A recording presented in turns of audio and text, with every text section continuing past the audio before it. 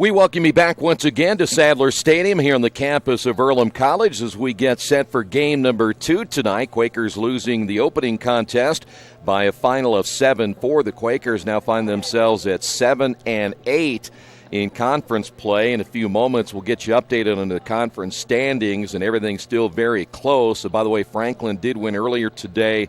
They will, in fact, do no worse than a tie for the conference lead, and it looks like they're going to be hosting the tournament this year. But we'll talk more about that coming up in just a little bit. So game 2 is coming up, and you're almost down to a situation now. The Quakers need to get a win here tonight. Transylvania right back in the hunt for that number 5 spot in the conference tournament. We'll talk about that, get the starting lineups coming up in just a moment as well. Stay right there. This is Earlham Baseball and Radio Troy Digital Sports.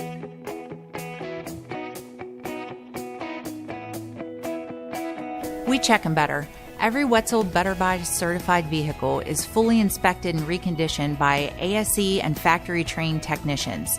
And each Better Buy vehicle comes with a Carfax vehicle history report, so you know you can buy a vehicle with confidence. We back 'em better with a 3-day satisfaction guarantee. Every Wetzel Better Buy certified comes with a 3-day or 300-mile satisfaction guarantee. If you don't like it within that 3 days or 300 miles, just bring it back and we'll exchange it for a vehicle of equal value. Every Wetzel Better Buy certified vehicle comes with a 12-month, 12,000-mile warranty. We price them better. We have dedicated individuals searching the entire country for the highest quality, lowest price vehicles for our inventory. In today's competitive market, we're constantly monitoring vehicle values to ensure that we're offering the best prices possible. We guarantee that every Wetzel Better Buy vehicle is the highest quality used car or truck around. Our reconditioning process guarantees that you are getting a vehicle as close to brand new as possible, and our warranties back that up.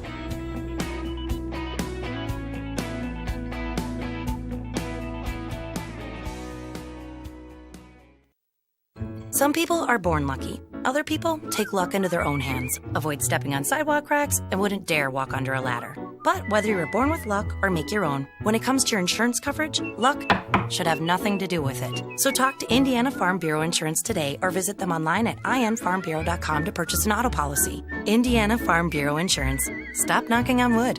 Questions about your coverage in Wayne County? Call 765-962-9548 and ask for me, Kevin Shearer.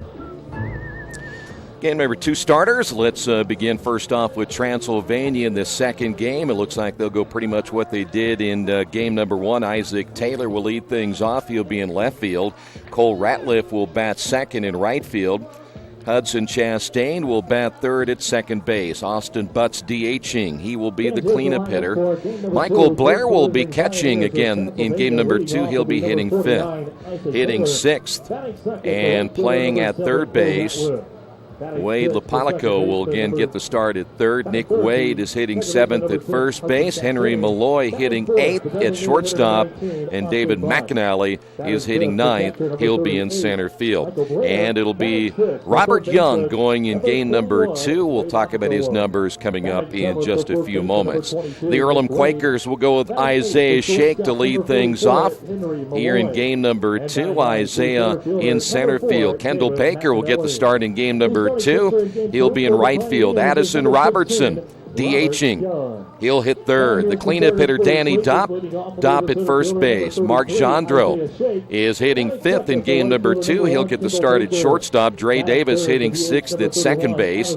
Ian Bach will catch again in game 2 and hitting seventh. Sam Sprocket gets the start at third, and he will hit eighth. And Alec Bryan again in left field as he will hit ninth. And Joey Gerbis, there you see Joey getting the start here in game number 2. Gerbis at 3-1 on the season, and Gerbis an ERA of 4.64. This will be his 10th appearance, his 8th start. 33 innings on the season, 32 hits, giving up 22 runs, 17 of those earned, 30 strikeouts and 20 walks. Again, 3-1 with an ERA of 4.64, opposing batting average at .239 against Gerbis this season. Well, to say this would be a must-win situation, I don't think it's a must-win yet, but the Quakers certainly don't want to lose another one here in game number 2 and find themselves falling in the standings. Here's how things go, at least at this point, going into game number 2. Franklin, again, they beat Anderson in their first game earlier today by a final of 11-3. So Franklin is now 14-1 in the conference. They would have to collapse in their last 3 games in order to have that in jeopardy. So Anderson is 11-4. Rose in third place at 8-7. Manchester is in fourth place at 8-8. The Quakers have now fallen to fifth place at 7-8 on the season. Bluffton is 7-9, just a half game behind Earlham, and Transylvania is now in 8th place after their earlier win with Defiance at 6-9. There's your leadoff hitter, Taylor, who will step in against Gerbis. Taylor hitting a .336 on the year, and the first pitch in there for a strike, and we are underway here in game number 2. Taylor was 2 for 5 in the opening contest as Gerbis set to throw and a swing and a miss. Good high fastball that time off the right arm of Gerbis. Taylor, Ratliff, and Chastain at the top of the order once again here in game number 2. Breaking ball hit foul. So as it stands right now, going into this one, the Quakers are sitting in 5th place, but only a half game ahead of Bluffton. Defiance at 6-9. They are a game behind the Quakers, so things still very close here in the final week of the regular season. Gerbis shaking off the sign from Bach, and time is called. Game number 1, the Pioneers 11 base hits. The pitch on the way, and it's outside. 1 ball, 2 strikes. It was a 4-run 5th inning that was really the difference in that first game for Transylvania. And Gerbis set to throw again. That's hit foul right off the hands of Taylor.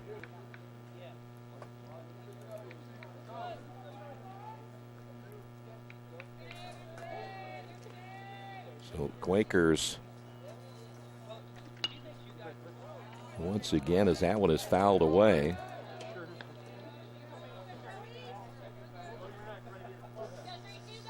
Looking at things very close between number 3 Rose and number 8 Transylvania.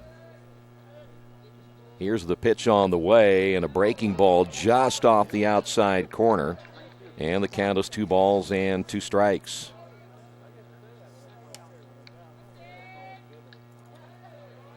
There's Gerbis.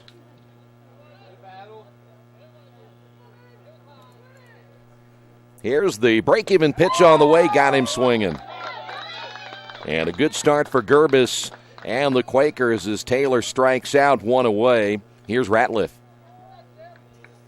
Ratliff hitting a .227 on the year home run. He's driven in 23. Ratliff 1 for 3 with an RBI. He walked twice in game number 1. Gerbis up high with a pitch. 1 ball, no strikes. Gets you an update in whenever game number 2 is done between Franklin and Anderson as that pitch caught the outside corner for a strike. Franklin can now finish no worse than a tie for first place in the HCAC. What a turnaround year they had. There's a nice breaking pitch by Gerbis, and it's 1-2.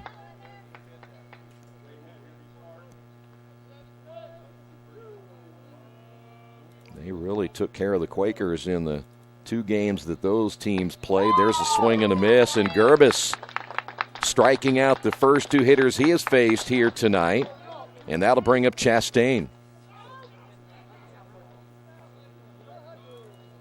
At bat number 6, Hudson Chastain. Chastain 1 for 5, a run scored and an RBI in game 1.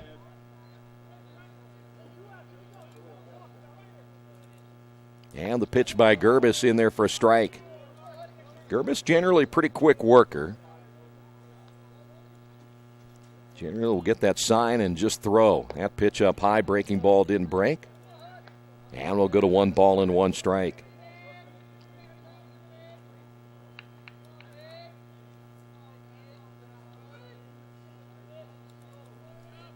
The 1-1 pitch on the way, low and inside, 2 balls and a strike. After today, Anderson will go to Rose. That'll be another big series. Rose trying to jump to that number 2 spot in the standings. That one hit to center field. And there to make the catch for the Quakers for out number 3, Isaiah Shake, and that'll do it as we will head to the bottom half of inning number 1. And after half inning of play, Transylvania nothing. Earlham coming to bat. This is Earlham Baseball and Radio Troy Digital Sports. Wish me luck, wish me luck. We've all said it. Thing is, life doesn't run on luck. For most people, it takes careful planning. A lot more than, say, crossing your fingers or toes. So talk to Indiana Farm Bureau Insurance. Because as your life changes, your life insurance coverage should do the same. And when it comes to your coverage, luck should have nothing to do with it. Indiana Farm Bureau Insurance. Stop knocking on wood. Questions about your coverage in Wayne County? Call 765-962-9548 and ask for me, Kevin Shearer.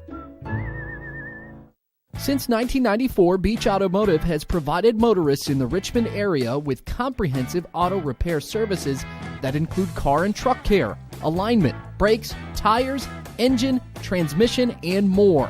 You'll be hard-pressed to find the same level of expertise that our auto mechanic specialists provide. For a high-performing vehicle, trust Beach Automotive. To learn more, call 765-966-8181. Beach Automotive, 110 East Main Street, Richmond. Earlham Baseball being brought to you tonight by your Richmond area Subways. Each day of the week, you can get a different 6-inch sub with no artificial flavors or colors, only $3.50. Every Tuesday, the oven-roasted chicken. Wednesday, the turkey breast, and Thursday, the Italian BMT. Treat yourself at Subway. 4 locations in Richmond and Hagerstown. Subway, eat fresh. We head to the bottom of the first inning. Isaiah Shake to lead things off. There's your right-hander today is Robert Young, 2-0 on the year. This is his 4th start. 21 2/3 innings on the season, giving up 18 hits. 10 runs, 7 earned, 20 walks, and 4 strikeouts. And the first pitch is hit into right field, base hit. So Earlham with a man on here in the bottom of the first inning as Isaiah Shake hitting a .319 coming in. And that'll bring up Kendall Baker. Baker did not play in game number 1. He's hitting at .168 on the year. No home runs. He has driven in 10. This will give, there you see Kendall will give the Quakers a left-handed bat in their lineup. He shows bunt. The pitch is low and outside. 1 ball, no strikes. Baker likes to lay down that bunt. Third baseman, you see right there at the left of your screen, really playing in very close against Baker. Stretch again by Young.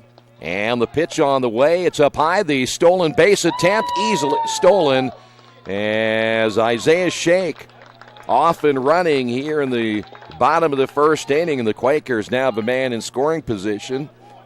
And 2 balls, no strikes. Now to Baker.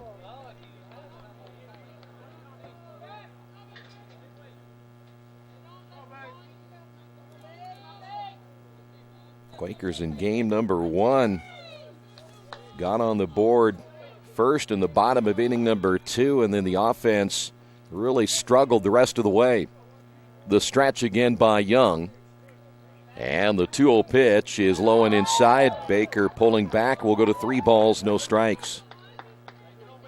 Addison Robertson standing on deck for the Quakers. Robertson in the DH role in game number 2. There you see Young and the pitch. This time a strike. Kendall taking all the way. Young at 2-0 on the years we mentioned with an ERA of 2.91. First baseman Wade in as well. The stretch. A look back at second by Young. He'll come home with a pitch, and that's going to be hit foul. And we'll go to 3 balls, 2 strikes.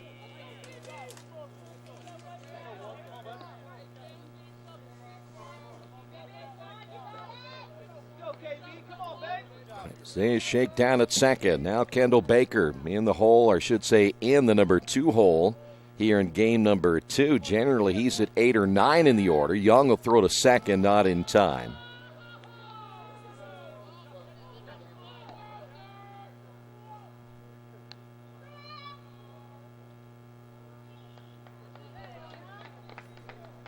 Baker back in. Good opportunity right here for Kendall. The stretch by Young, a check of the runner at second as he'll look back once again. And the pitch on the way to the plate misses inside. The Quakers have runners at first and second. Boy, in game 1, that is what got the Transylvania starter, Joey Yancey, in trouble. He walked 5 in just 2 2/3 innings, and they yanked him pretty quick. Here is Addison Robertson. Robertson now hitting at .375, 2 home runs. He has driven in 27. 2 for 4 in game number 1. Young checks the runner again at second, comes home with a pitch, and the breaking ball is outside, 1-0.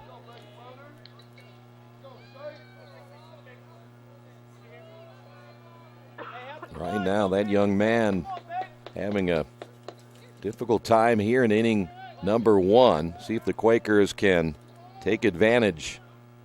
Here's the 1-0 pitch. Came inside, swing and a miss.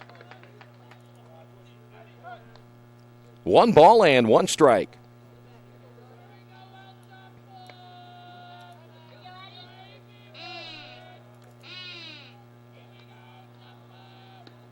Young again, a long look into his catcher Blair as he'll set up on the inside corner. The pitch gets away from Blair, but no advancement at first and second by Shake and Baker.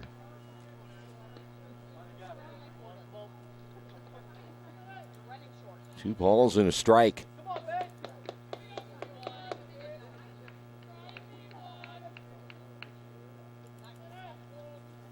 Runners will get their leads at first and second. The stretch by Young. Here's the pitch on the way, and a breaking ball stays high and outside, 3-1.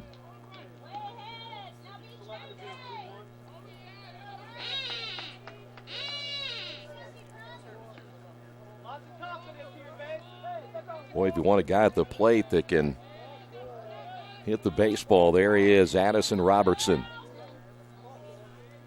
He is a contact hitter. Here's the pitch. Takes that one on the inside corner.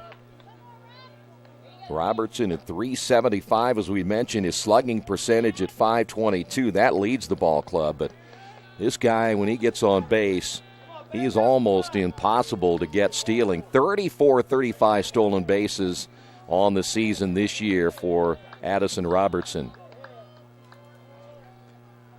Here's the stretch by Young, and he'll turn and look the runner back.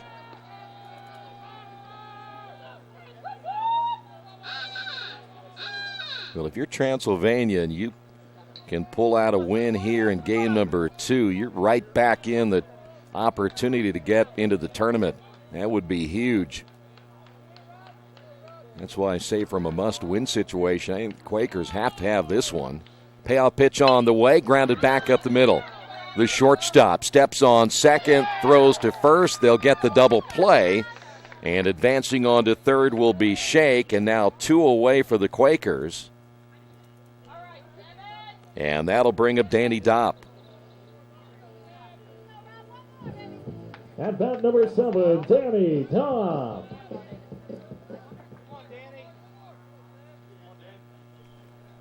Danny on the season now hitting at .302, 5 home runs. He has driven in 32. The pitch on the way is a breaking ball that stays up high, 1-0. Danny in game 1, 0 for 3. Did walk twice.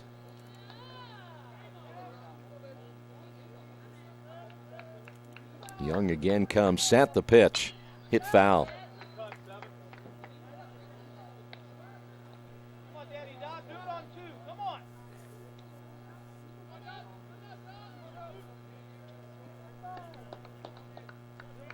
One ball and 1 strike. Shake down at third as the Quakers try to get in front in game number 2. The pitch jammed him, and that'll be fouled off.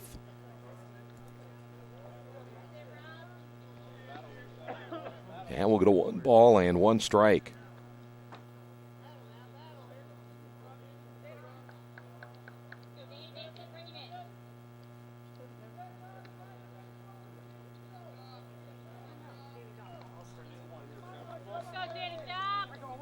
Dopp back in once again here in the bottom half of inning number 1. 1 ball and 2 strikes. The stretch by Young, the pitch on the way, popped him up on the right side. In foul territory, near the dugout, that one hits right on the top. As Wade gives it a look, and will stay at 1 ball, 2 strikes.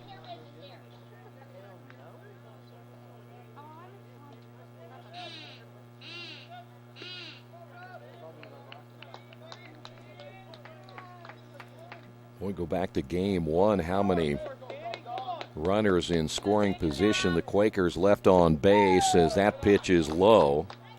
2 balls and 2 strikes. He ended up with 2 in the first, another runner in the second, a runner in the third, in the fourth, in the fifth, in the 6th innings. Runners in scoring position in game 1. The 2-2 pitch on the way, grounded to the left side. That'll get through, and the Quakers get on the board as Danny Dopp drives in the game's first run, and the Quakers lead this one 1-0. Good piece of hitting by Danny Dopp. Here's Mark Jandro. Mark hitting in the number 5 hole in game number 2 as well. .349 on the year, no home runs. He has driven in 21, so they moved him down from 2 to 5. There's Mark right there. Throw to first. Danny Dopp, by the way, 7 of 9 in the stolen base department. I wouldn't be too surprised if the Quakers continue to try to run here in the bottom of the first inning. Young will come set. The stretch and the pitch on the way in there for a strike.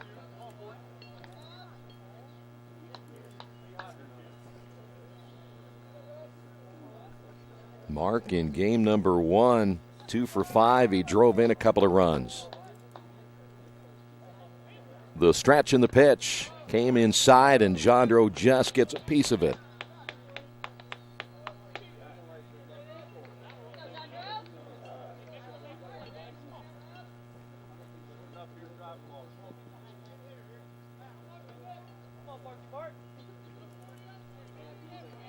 The stretch again by Young. Here's the 1-2 pitch. That'll bounce to the outside, and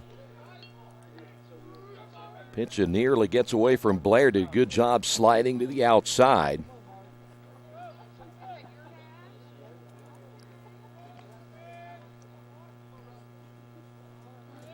Mark back in. His stretch again by Young. And this is a high fly ball into left field. Taylor is there. He'll haul that one in. And that'll do it for the Quakers in the first inning. On the Wesley Bates Wealth Management scoreboard, Quakers on top of this one, 1-0. Big Boys Pizza is now open in Richmond, located at 1015 East Main Street, next door to the Civic Theater. The menu has great sandwiches, pasta, salads, and of course, pizza. Come dine in, carry out, or have your food delivered day or night, at home or at the office. Other locations are in Connorsville and Brookville. Bring in a sports ticket after any game and receive 10% off your purchase. Ticket must be dated for the same day as your purchase. Dine in, take out, or delivery. Big Boys Pizza. 765-488-0023.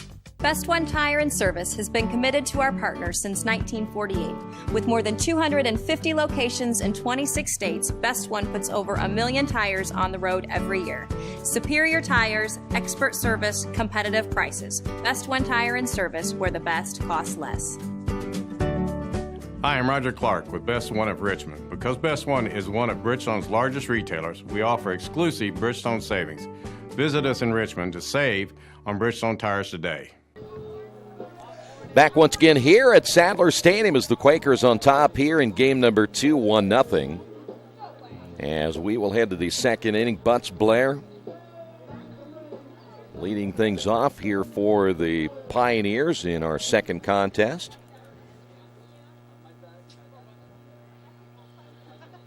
Leading off for the H, number 19, Austin Butts.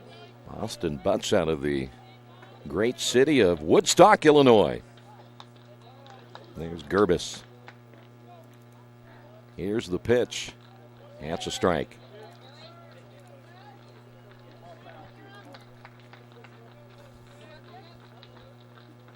Butts hitting at 252. Here's a swing and a miss. No balls, 2 strikes. Butts 1 for 4, game number 1. He drove in a run, scored a run. And the pitch. Just outside, 1-2.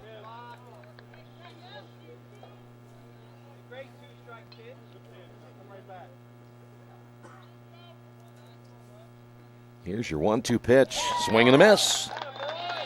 1 away here in the second inning. Third strikeout now by Gerbis. And that'll bring up the catcher, Blair. That's the catcher, number 38, Michael Blair. Blair, 200 on the year, 2 home runs. He's driven in 14 in game number 1. He was 1 for 5 with a run scored and an RBI. Lays down a good bunt, and he'll be on at first base.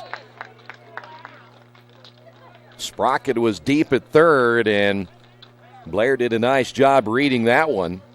And the first hit on the board now for the Pioneers.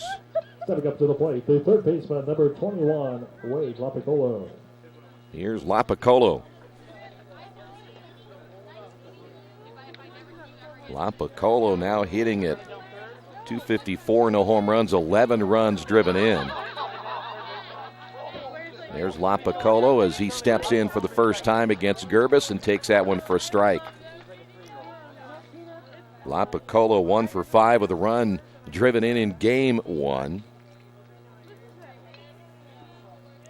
Gerbis giving up his first base hit, an infield bunt single. The stretch by the right-hander in the pitch. Boy, hit his target, but a little bit low. 1 ball, 1 strike.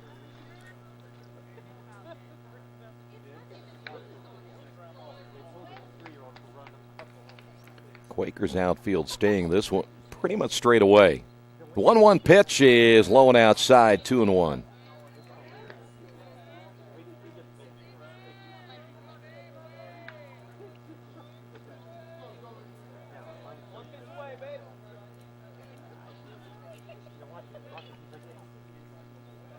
The 2-1 pitch is low, 3 balls and a strike.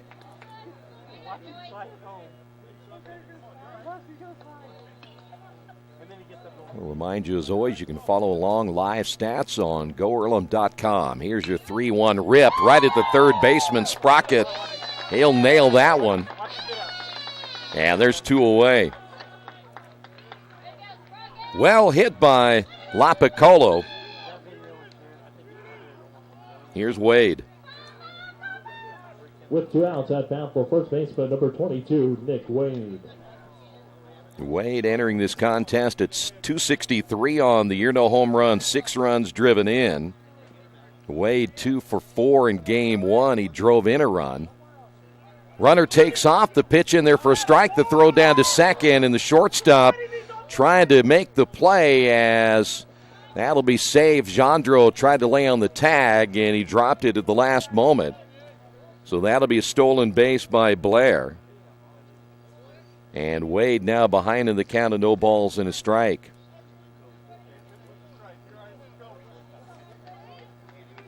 So now the Pioneers have a runner in scoring position here in the second.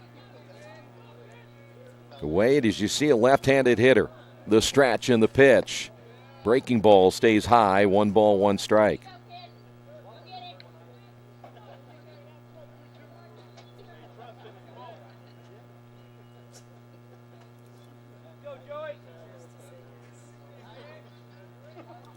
Gerbis gets the sign from Bach as he comes set. The pitch. Got him on the outside corner on that one, 1-2. Nice pitch by Gerbis. Well, I tell you what, watching Wade, he was backing off the plate. And that ball dropped on the outside corner. That's a good pitch by Gerbis. Gerbis checking the runner at second. And the 1-2 pitch on the way, kind of a half swing, and the tag laid on, and that'll do it for the Pioneers in the second inning. They will leave a man on in scoring position. We will move to the bottom of inning number 2 on the Wesley Bates Wealth Management scoreboard. Quakers lead it 1-0.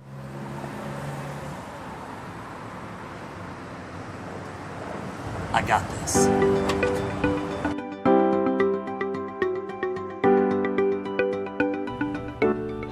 I got this.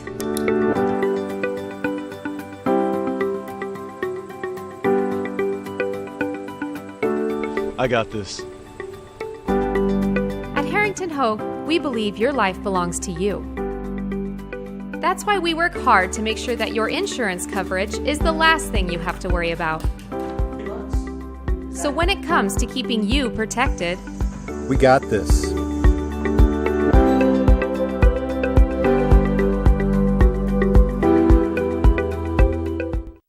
Kate's Cages is the #1 indoor training facility for baseball and softball in Richmond by far. With top-flight instructors, you will learn how to play the game the right way. Everything from pitching, hitting, catching, and fielding. Kate's Cages will also have the opportunity to participate in triple play fall ball, the softball academy, individual and team camps, and individual private workouts. Kate's Cages Baseball and Softball Indoor Training Facility, 1366 Rose City Boulevard. Call 993-2353 for more information.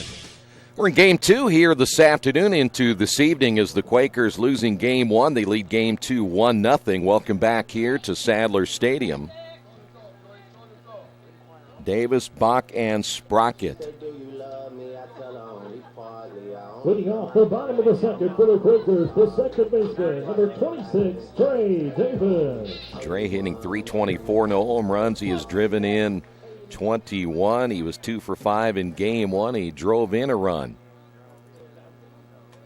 So Davis facing Young for the first time, and the pitch on the outside corner for a strike. Davis, I was watching him during the warm-ups of Young. He tried to sneak in there and get a closer look. The umpire made him move back to the on-deck circle. There's a swing and a miss.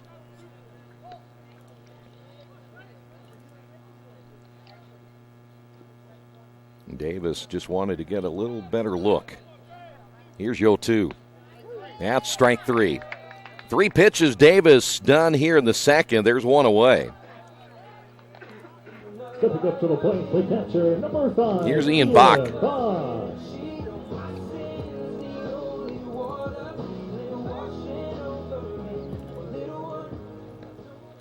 For Young, that is his first strikeout of the night.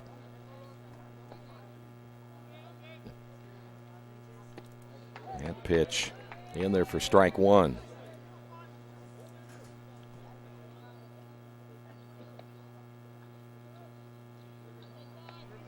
Here's the 0-1. Swing and a miss. Good off-speed pitch that time by Young. And Ian down at 0-2.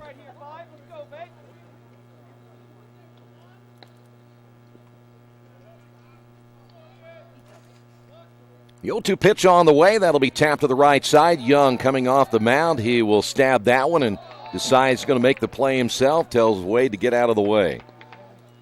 2 away. Run up his back next time. Those unselfish pitchers.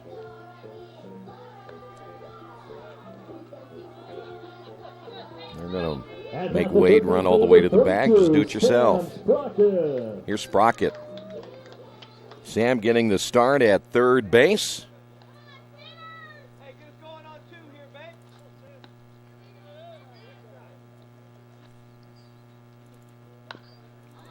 That'll be fouled away. Sam had 154 in the no home runs and a run driven in. Did not play in game number 1. Quakers shaking up that offense a little bit here in the second game. The 0-1 pitch. Nancy in the dirt. 1 ball, 1 strike.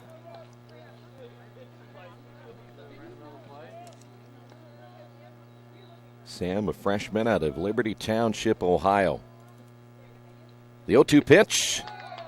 Swing and a miss, and that'll do it for the Quakers here in the second inning. We head to the third on the Wesley Bates Wealth Management scoreboard.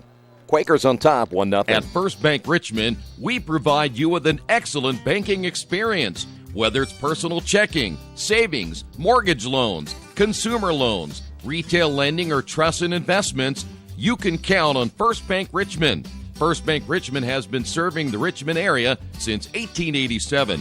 For more information, give them a call at 962-2581 or go to their website at firstbankrichmond.com. Georgia Direct is your one-stop source for floor coverings and decorating ideas for remodeling a home, office, kitchen, or bathroom. Their showroom offers quality products from Mohawk, Shaw, Armstrong, Craft-Made, and many more. They proudly offer Richmond the best quality and variety of home design solutions at competitive prices. At Georgia Direct, their goal is to deliver an outstanding customer experience from selection through installation. Georgia Direct Carpets and Cabinets, 5200 National Road East, Richmond. Back here once again at Sadler Stadium as we will move to the third. It's Malloy, McAnally, and Taylors will go 8, 9, and 1 in the order. So far in this one here tonight, in game number 2, Quakers, a couple of base hits. Malloy on the year hitting at .230, no home runs. He has driven in 5. 44, Henry Malloy. Malloy in game 1, 1 for 4 and a run scored.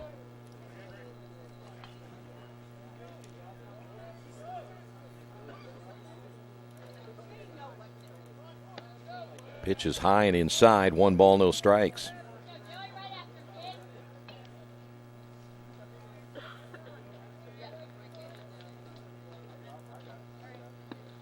Here's a strike.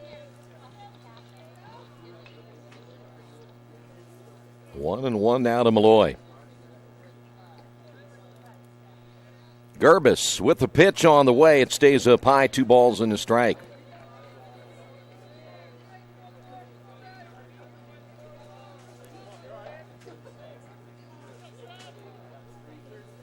Here's the 2-1. And a slow 3 balls and a strike. Gerbis so far 4 strikeouts through 2 innings, giving up just a single to Blair. That's hit foul.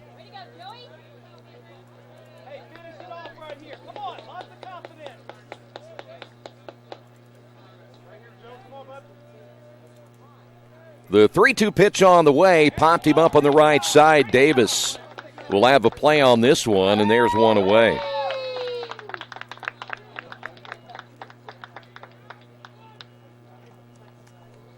Here's McAnally. With 1 out now batting, the center fielder, number 4, David There you McAnally. see Gerbis.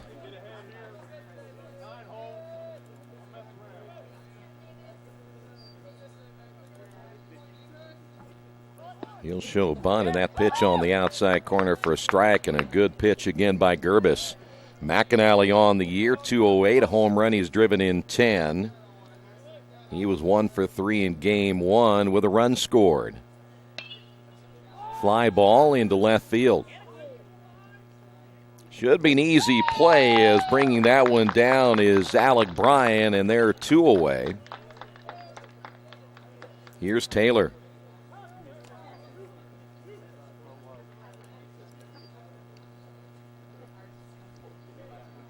Taylor struck out back in the first inning. With 2 away at bat, 49, Isaac Taylor. Gerbis set to throw, and the pitch is up high. 1 ball, no strikes. Well, game 2 is about offense again, as the Quakers, that pitch coming inside, that's going to hit Taylor, and he'll take one for the team. So with 2 away, Taylor on down to first base. And that'll bring up Ratliff.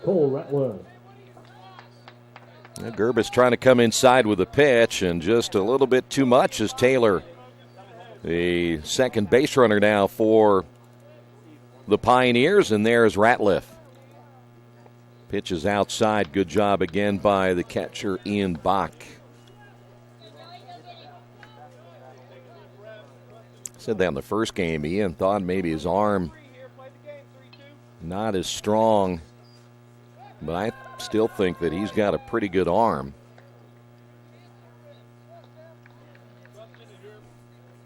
Coach talks about Ian and his defensive abilities, and anything offensively they get is just icing on the cake as that pitch is in there for a strike. And plus, he does a great job of handling this pitching staff.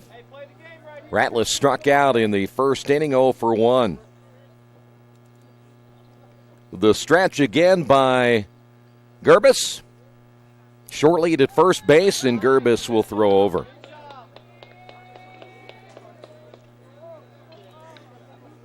Probably not the A move that time by Gerbis, but he wants to let Taylor know, who, by the way, is a stolen base threat. Let him know he's there. Stretch once again by Gerbis. Runner takes off. The pitch out. The throw down to second in time. Boy, they called it exactly the way you would do so with a pitch out. And the Quakers. And there's the arm of Ian Bach. We just talked about him a moment ago. And the Quakers out of the inning here in the third. On the Wesley Bates Wealth Management scoreboard, Quakers on top, 1-0. Hey, this is Steve, and out of Jiffy Lube the other day, a customer came in and said, Steve, this was my 100th oil change on this car, and you've done them all. Hi, my name is George Farrell, and I've been coming to Jiffy Lube for over 14 years.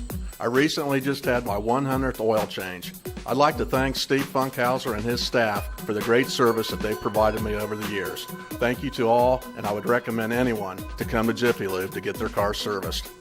Jiffy Lube, #1 in customer satisfaction for a reason. Little Sheba's Restaurant and Zini's Place. Come join us in Richmond at 175 Fort Wayne Avenue or at our newest location in Centerville at 129 East Main Street. Grab one of our gourmet pizzas, a deluxe sandwich, steak or fresh salad, and an ice-cold beer or your favorite wine. Featuring live music every Tuesday, Friday, and Saturday, plus more in our smoke-free environment. 10% discount with a valid student ID. It's better than being home. Alec Bryan will lead things off for the Quakers here in the bottom of the third inning of game number 2. Alec at .255 on the year. No home runs. He's driven in 4. Alec started in right field in game 1, 1 for 4 with a run scored.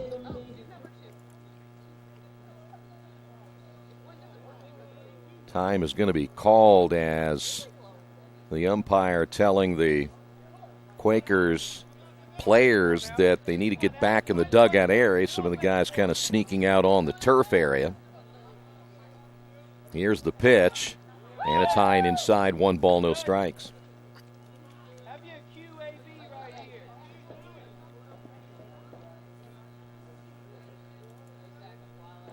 The 1-0, he'll show bunt again, and the pitch in there for a strike.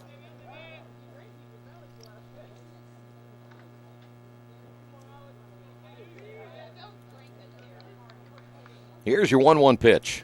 Swing and a miss. Good breaking pitch right there. In fact, almost looked like that might have been a changeup as Young took something off that pitch.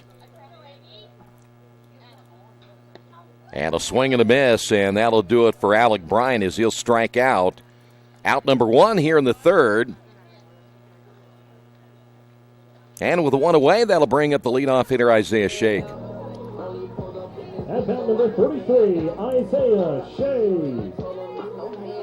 For Isaiah, he is the one player who scored the run tonight for the Quakers in this second game. That came in the first inning, got a stolen base out of it as well. So he'll step up for the second time. Here's the pitch on the way, and it's inside for a ball.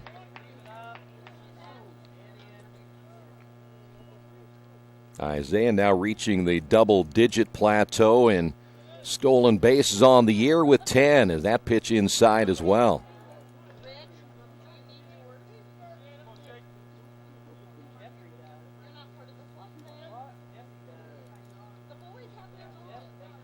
The line and the pitch on the way, grounded toward the shortstop. Malloy will scoop and throw, and good stretch at first base, but not good enough as it pulled Wade off the bag at first. So that'll be an error on the shortstop, Malloy. And the Quakers have a man on here in the third inning. And that'll bring a response by the head coach of Transylvania, Zach Getze, out to ask, and I think he just pulled his foot off the bag at first base by just enough. So the air on Malloy. Now the Quakers have a runner on here for Kendall Baker. Kendall walked his first time up, was part of the Addison Robertson 6-4-3 double play. And Isaiah Shake again at first base. The stretch by Young. And he'll throw to first. I mentioned Isaiah a little bit ago. With his stolen base, he has 10. 4 players now in the starting lineup here today with 10-plus stolen bases. The stretch and the pitch hit well into right field. And unable to get to that one is Ratliff. That's extra bases. Shake rounding third, and they're going to wave him home. The relay to third, and Baker in with a triple, and the Quakers lead it 2-0.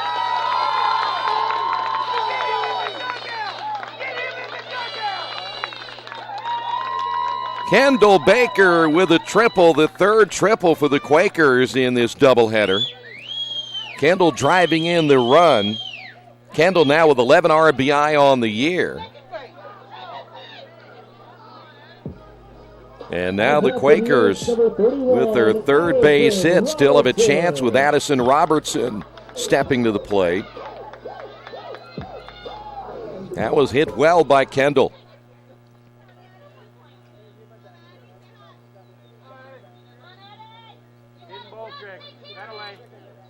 Young, a little bit of trouble now as a right-hander starting to throw for Transylvania. Robertson hit into a double play, his only time up, but now has a runner down at third. Robertson, 27 runs driven in on the season. That's off the end of the bat foul. No balls and a strike.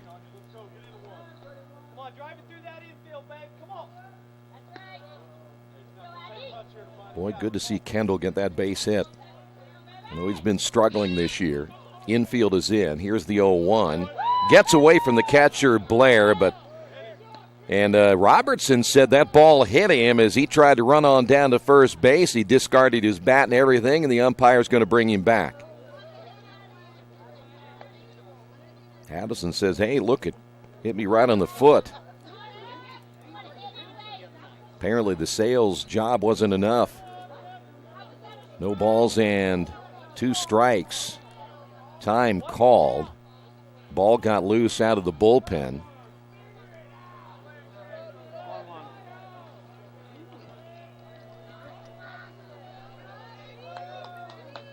Next I'm going to see 1 ball and 1 strike now. Here's the pitch on the way, hit foul. Now we'll go to 1-2.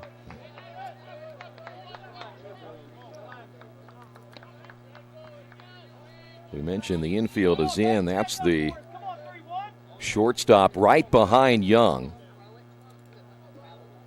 The stretch and the 1-2 pitch. Swing and a miss, and Robertson strikes out on a pitch right up around his eyes, and that was a good pitch that time for Young. Those are hard ones to lay off, and Robertson will be out number 2. Here's Danny Dopp.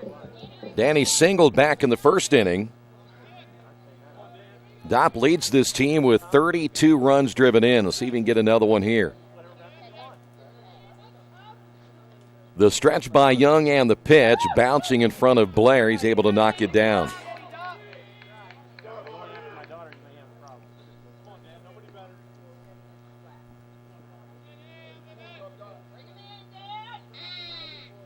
The stretch again by Young in the pitch. This one gets away from Blair. Baker breaking to the plate, and he'll be across with a second run of the inning, and the Quakers now lead this one 3-0.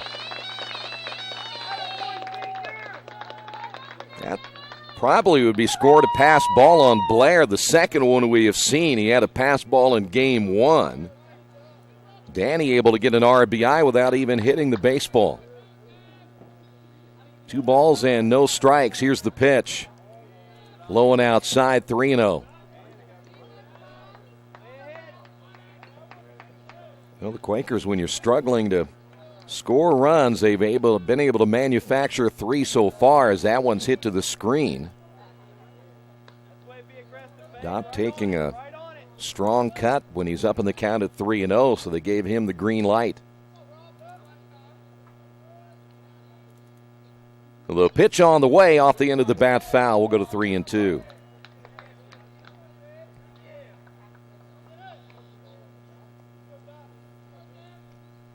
Well, this inning highlighted now by the Kendall Baker triple. Here's the payoff pitch on the way. High fly ball. Left center field coming over is McAnally to make the catch, and that'll do it for the Quakers in the bottom half of the third inning, but a productive bottom half of the third for Earlham.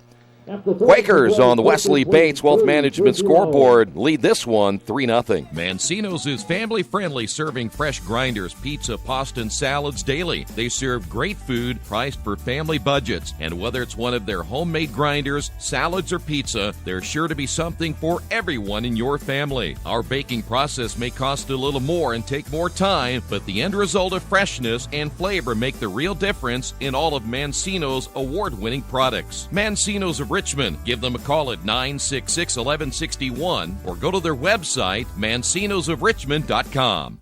New Vision Sports is a training program that focuses on the training and improvement of this serious-minded athlete, including all ages and skill levels. From creating customized workout plans to providing ongoing motivation and support, New Vision strives to help you achieve your training goals. Their trainers use a variety of effective workout plans based on your specific goals. New Vision Sports, 977-5831, or go to their website, newvisionsports.com. That's New Vision Sports with a Z.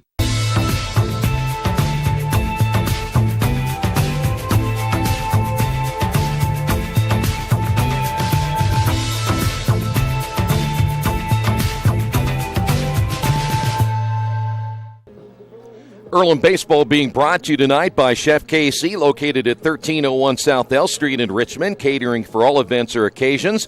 Personal chef and traveling barbecue service, carry-out, and delivery is available. Chef KC, 1301 South L Street in Richmond. We will head to the top of the fourth inning. Ratliff will lead it off for the Pioneers. Earlham trying to gain a split after Transylvania wins game number 1 by a final of 7-4.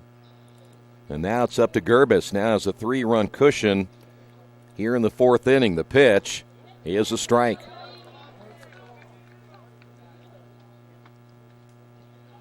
Gerbis now with 4 strikeouts through 3. Here's the 0-1. Hit well, but foul. Good cut that time by Ratliff. He was way out in front. Gerbis almost made a mistake that time, left that ball out over the plate. The 0-2 pitch. Hit foul. Look out.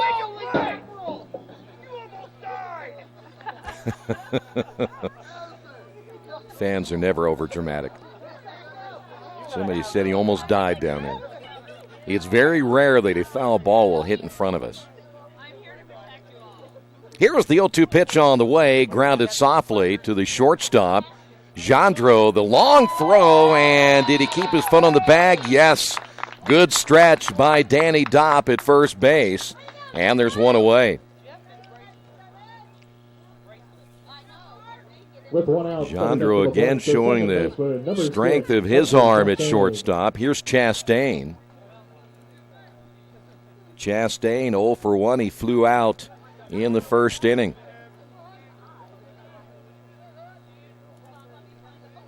The pitch inside gets away from Bach. We'll go to 1 ball, no strikes.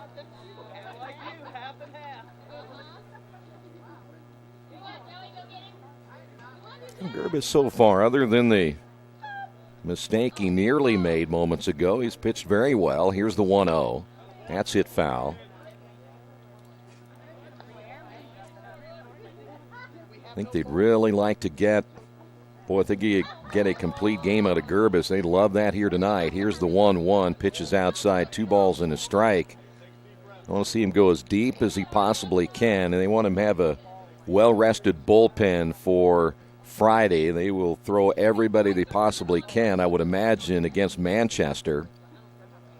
As Earlham trying to battle to get into that tournament. Here's the 2-1. Hit well, base hit into right field.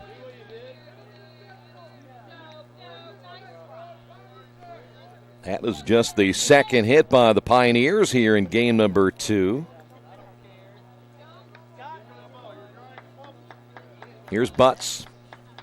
At bat for the H, number 19, Austin Butts. There are very few famous people out of Woodstock, Illinois, but there are 2 of them here tonight. Butts and me. And more Butts. The pitch on the way. It's outside. He and I will have to talk afterwards and go over some old times.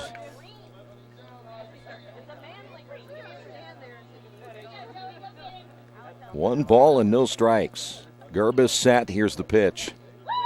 Inside, 2-0. And Joy didn't miss by much. Looked like that was the location that he wanted. And a soft toss, Gerbis, reminding Chastain that he's there. And this is a team we mentioned before that they like to run as well. They don't have the kind of numbers the Quakers do, but they've got some guys who can get out and run. The stretch and the pitch in there for a strike, 2-1. You look at Isaac Taylor, 26, Chastain, 11. McAnally with 18 stolen bases. A couple of guys in there with 8 and 7, so they kind of take that page out of the book of the Quakers. 2-1 is lifted high in the air. This one will stay in the ballpark, but that is about as high as you can get right there. And back to make the catch for the Quakers is Alec Bryan.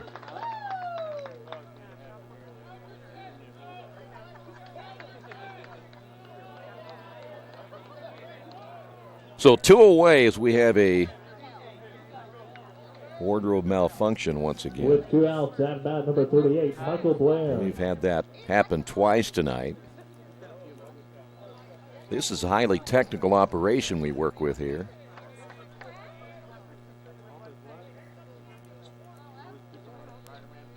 Here's the stretch once again by Gerbis, and a swing and a miss. Gets away from the catcher, Ian Bach.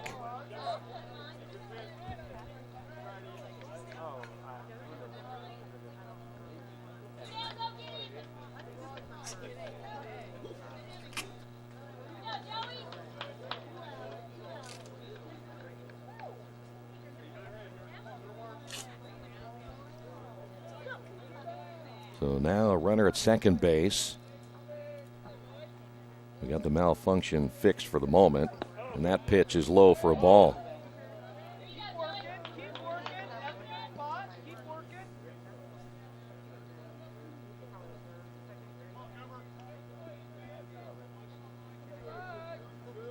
Blair singled, stole a base back in the first inning. The stretch and the pitch, and that's hit well down the line but foul.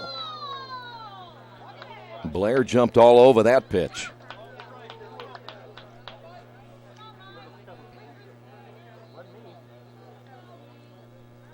Let's go, Joey. Get us in the dugout. Come on, kid.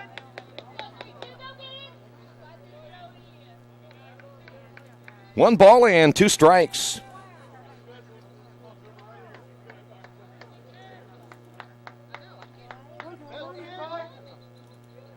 Here's the pitch on the way, hit foul. Had a good flow going until that malfunction. Now, we'll just tell you what, we have a cloth that sits over the camera here in the press box, so you can't see all the people behind you off the glare, so that's why we put the cloth up, and sometimes it falls, like ESPN. Here's the 1-2, grounded back up the middle. Davis backhanding behind the bag. The throw to first, not in time. Runner breaking to the plate. Here's the throw, and not in time. Boy, Chastain in under the tag by Ian Bach. And it's a 3-1 ball game.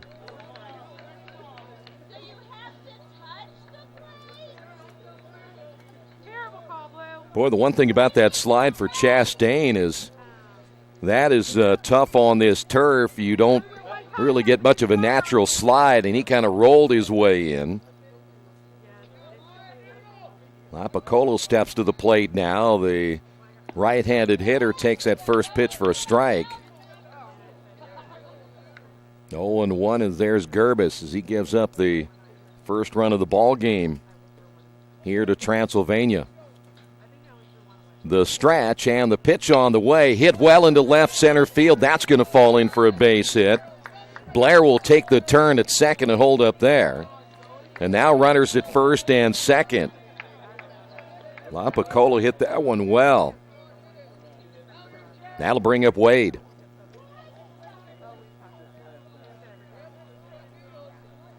And now number 22. Gerbis had Jandro come over and talk to him as he'll try to get out of this inning here with 2 away. Wade struck out his first time up. And the left-handed hitter steps in for the second time here against Gerbis. And time is called.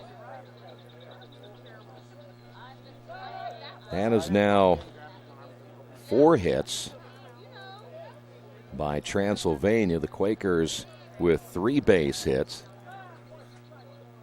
The stretch by Gerbis, and he'll throw to first. They tried to catch Lapicolo at first base off guard. Danny Dopp, that's one of those plays where you just try to get sneaky down to first base and come up behind the base runner. So Wade steps back in. Here's the stretch and the pitch on the way, and it's a called strike.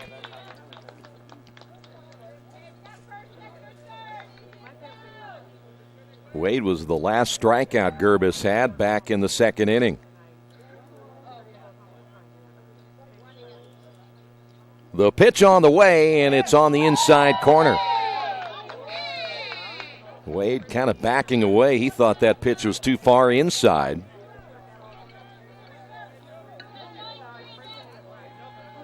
Now Gerbis a strike away from getting out of trouble here in the top of the 4th inning. The stretch by Gerbis. He'll check the runner at second. And the pitch on the way and just outside. Pretty good location that time by Gerbis.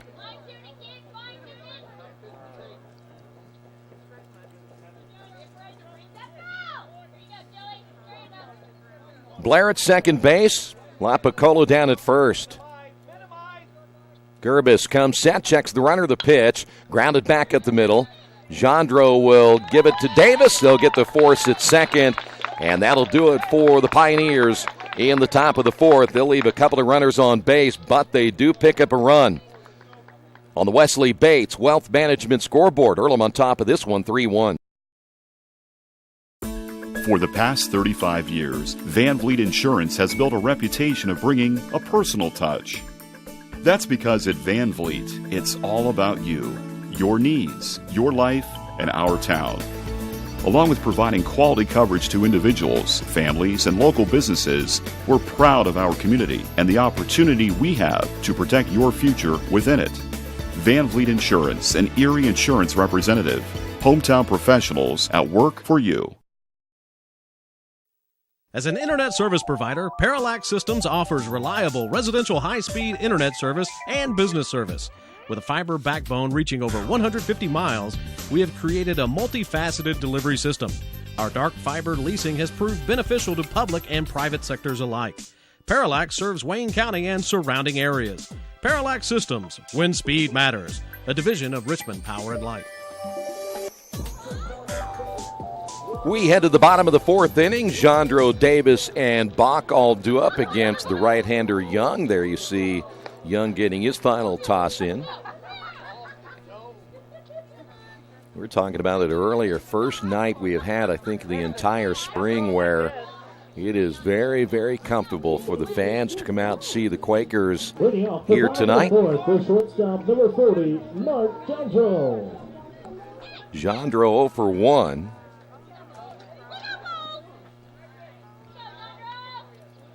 As he will face Young for the second time tonight. Time is called as Mark will step out. Mark coming in, hitting at .349. The pitch by Young is low for a ball.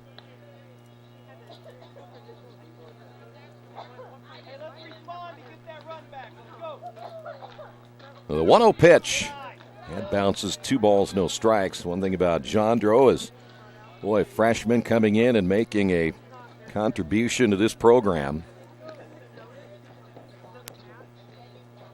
Quakers haven't had a lot of position players come in over the last couple of years. There's a strike, simply because they've had so many players established over the last 2 to 3 years. The 2-1 pitch grounded toward the third baseman. The throw to first in time. There's one away.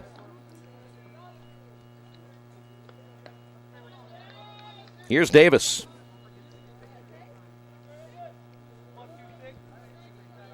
At bat, the second baseman, number 26, Dre Davis. Dre struck out looking back in the second inning.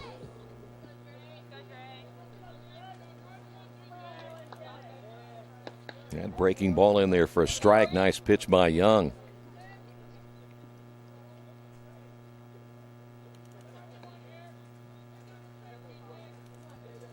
The 0-1 pitch, low and outside.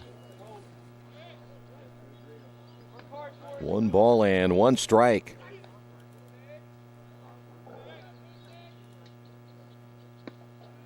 Pitch inside, 2-1.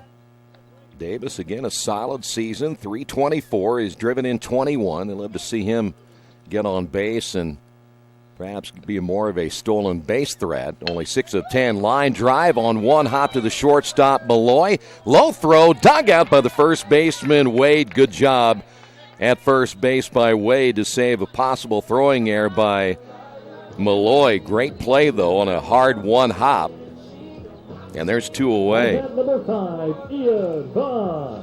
Here's Ian Bach. That's just a good, solid play by Malloy, the shortstop. But Wade able to play that off the turf extremely well. This one is hit high in the air. Taylor going back on it. This one is out of here. Over the monster in left field as Ian Bach, a solo shot with 2 outs here in the 4th inning. Ian Bach with the Quaker home run. Boy, he had one of those swings that just looked so effortlessly that he barely put anything into it for Ian. His 2nd home run of the year. He's now driven in 18. And he got every bit of that one. Here is Sam Sprocket. By the way, the monster in left field probably goes about 40 feet high, so it takes quite a shot to get that ball over the fence. So Young with 2 outs in the inning gives up the mistake, and now here is Sprocket. Swing and a miss.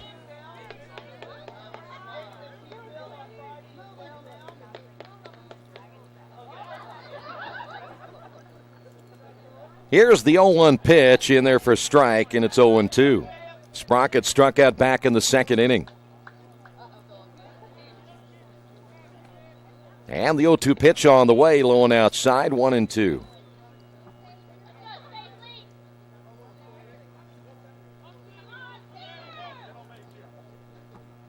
The 1-2 pitch popped him up to the right side as Chastain will go out and make the catch, and that'll do it for the Quakers in the bottom of the 4th inning. But it was the Ian Bach solo home run as the Quakers on the Wesley Bates Wealth Management scoreboard lead this one 4-1. The Purdue Polytechnic Institute in Richmond is part of a statewide network that offers the same technology degrees available in West Lafayette. The benefit of earning your degree at the Richmond location is that the campus is small enough to provide you with dedicated one-to-one attention while you earn your degree from Purdue University. Purdue Polytechnic of Richmond. Give them a call at 973-8228 or go to their website for more information at polytechnic.purdue.edu.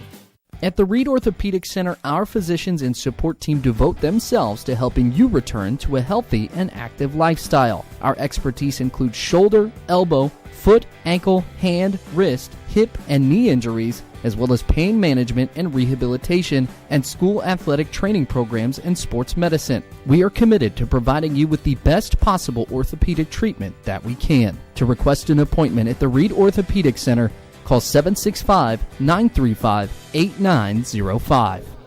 Well, Joey Gerbis now with a 3-run lead as we will head to the top half of inning number 5.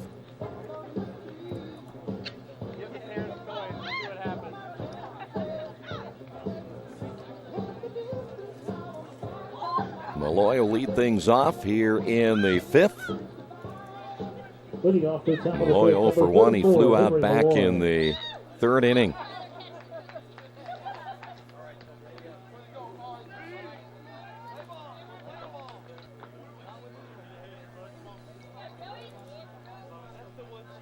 Here's the wind and the pitch. This one will be hit into right field. Baker coming on, and Baker makes the catch on the run. 1 pitch, 1 out here in the 5th. Kendall, great speed out in right field. They love his defensive ability. The one thing, they just want to get his bat going. The boy again comes up with a big triple.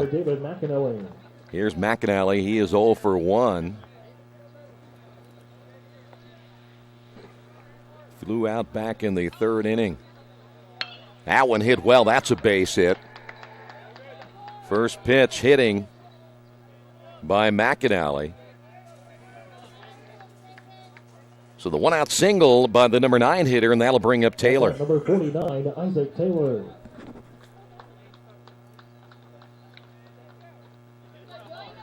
Well, Gerbis gives up a base hit. They hit it well. There is Taylor. He is 0 for 1, was hit by a pitch his last time up. And the pitch is inside, 1 ball, no strikes. McAnally is certainly a stolen base threat, 18 of 19 on the season. Keep an eye on him at first.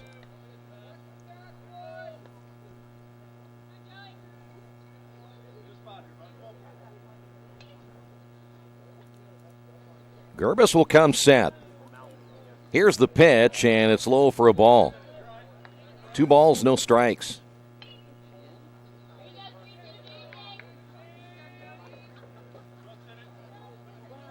Five hits now by Transylvania in game 2. Here's a strike.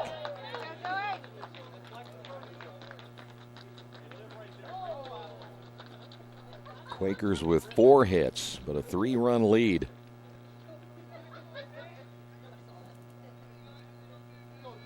Taylor back in. Again, the left-handed hitter ready to hit as the throw goes to first once again.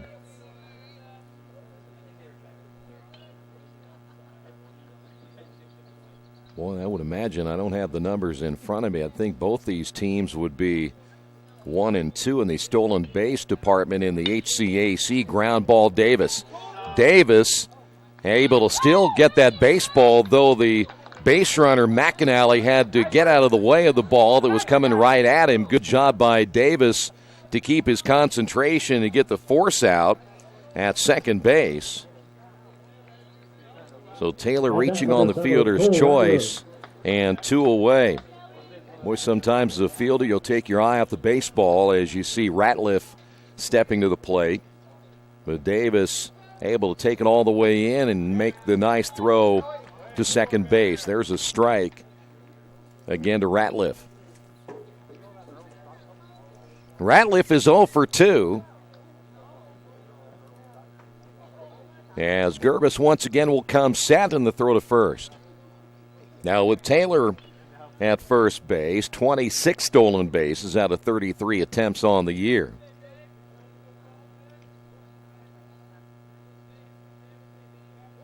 Stretch again by Gerbis. Here's the pitch, and Ian able to knock that one down. 1 ball and 1 strike. The value of having a good defensive catcher and able to really read that ball coming off that turf, which is much different than it would be if we were coming off the dirt on a natural field, as that pitch is low, 2 balls and a strike.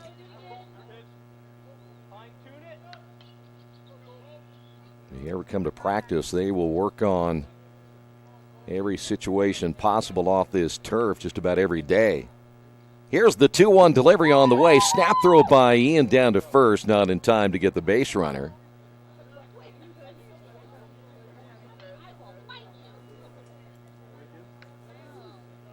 Two balls and 2 strikes.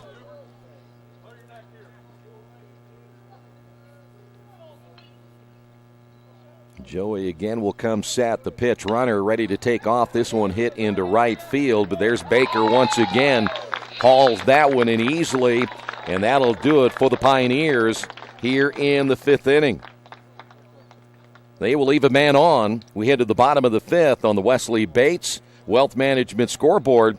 Quakers on top of this one, 4-1. This is Earlham Baseball on Radio Troy Digital Sports. For over 30 years, Reynolds Plumbing has been keeping the Richmond-Wayne County area running. Whether on commercial properties, restaurants, or residential, they've done quality plumbing, heating, and air work for thousands of customers. In a small town, a company like theirs cannot stay in business for as long as they have without being very good at what they do. It's not just about quality work, it's about customer service. If that's the kind of experience you want on your next plumbing or HVAC job, then Reynolds Plumbing has you covered. Call Reynolds Plumbing today at 966-0994. For over a century, Richmond Power and Light has been providing safe, reliable energy to the citizens and businesses of Richmond and the surrounding area. Through their dedicated and talented employees, they are advancing their tradition of exceptional service through new technology, training, and efficiency in everything they do. Richmond Power and Light provides reliable, low-cost energy and technology services in a customer-focused, environmentally responsible, safety-conscious manner. Richmond Power and Light. Together we make powerful partners. We head to the bottom of the 5th inning here at Sadler Stadium. A little night baseball here tonight. Again, a beautiful night. There you see Alec Bryant getting the start in left field in game number 2. Swing and a miss. Alec struck out back in the 3rd.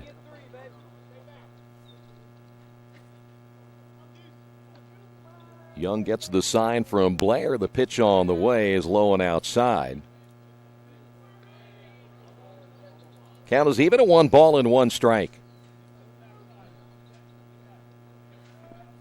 Young has given up just 5 hits on the night. The Quakers right now making every hit count as that pitch is low, 2 balls and a strike. Quakers a run in the 1st, 2 more in the 3rd, and a single run in the 4th inning. The 2-1 pitch on the way, fly ball. Into right field, Ratliff is there, makes the catch. There's 1 away. That'll bring up Isaiah Shake.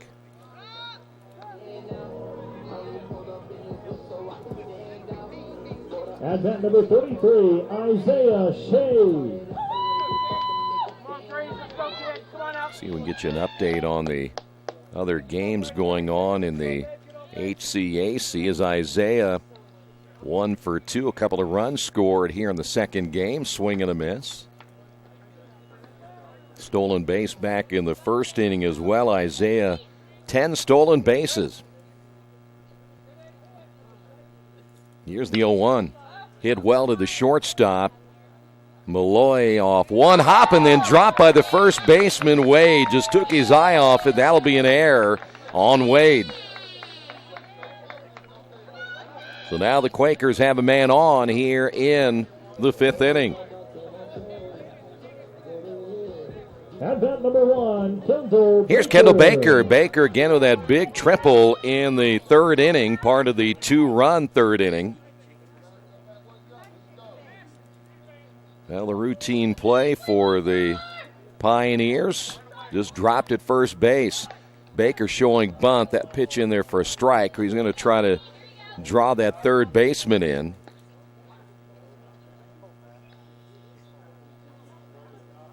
Boy, again, good to see the senior Kendall get that triple his last time up, so he can get that bat going now for the rest of the year.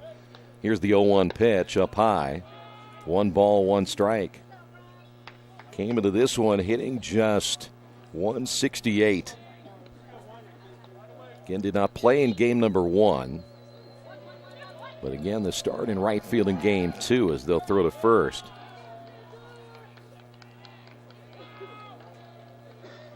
Now, what do you do right here? You're 1 ball, 1 strike. Baker, an excellent bunter, the third baseman. Will he come in again? Try to take that bunt away. Will the Quakers run right here? They will not bunt, and bunted foul. Well, Baker tried to go that way. He's going to try to catch the third baseman off guard.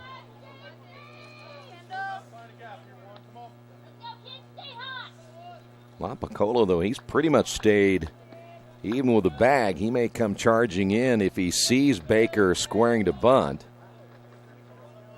Young will come set. Here's the stretch. The runner takes off, swing and a miss. Throw down to second base. Tag laid on, but the ball is dropped by the shortstop, Malloy. So 2 away. The strikeout of Baker. And that'll bring up Robertson. That'll be the second stolen base now by Isaiah Shake. Addison Robertson.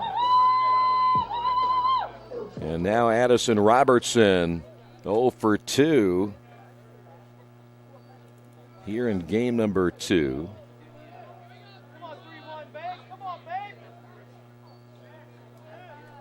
The stretch again by Young. And the pitch. Tapped in front of the plate. Young off the mound, and the throw to first, and he keeps his foot on the bag. Nice play by Young, and that'll do it for the Quakers in the bottom of the 5th inning. On the Wesley Bates Wealth Management scoreboard, Quakers trail this, or I should say lead this one 4-1. This is Earlham Baseball, the Radio Troy Digital Sport. Our community, it's where we live, it's where we work, it's where we play. At West End Bank, we're not just in the community, we're a part of the community. And that's why we support over 100 programs for local nonprofits and schools, including our financial literacy program that positively impacts countless students throughout the area. You bank locally, so we give back locally to watch people grow with endless possibilities. At Square Donuts, we take our donuts seriously, and apparently so do our customers. Square Donuts is by far the #1 donut shop in Richmond. At Square Donuts, we bake our donuts, cinnamon rolls, long johns, and many other varieties fresh daily. Donuts became our family tradition and business in 1967, and we've continued through 3 generations. Square Donuts in Richmond has 2 locations, including 1241 Northwest 5th Street and 3637 East Main in the Hoppy Jeweler Plaza. Square Donuts of Richmond. We never cut corners and never will. Earlham Baseball being brought to you tonight by your Richmond area Subways. Each day of the week you can get a different 6-inch sub. No artificial flavors or colors, only $3.50. Every Friday the tuna, Saturday the Black Forest ham, and Sunday the meatball marinara. Treat yourself at Subway. 4 locations in Richmond and Hagerstown. Subway, eat fresh. Chastain, Butts, and Blair all due up.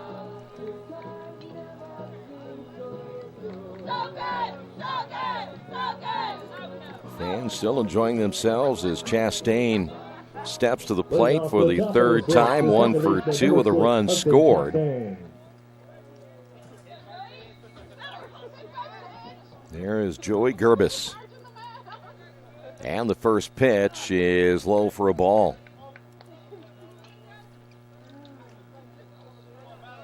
Chastain, so far, the only run scored in game 2 for the Pioneers. That one is hit well into left field, but playing that one easily. Only a couple of steps was the left fielder, Alec Bryan, to make the catch. And there's 1 away.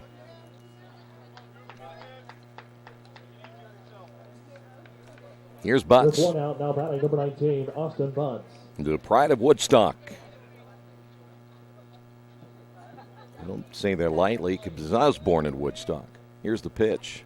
I'll bet you 10-1. Butts is the only other guy that's been to Richmond out of Woodstock than me. And Butts 0 for 2. Foul tipped.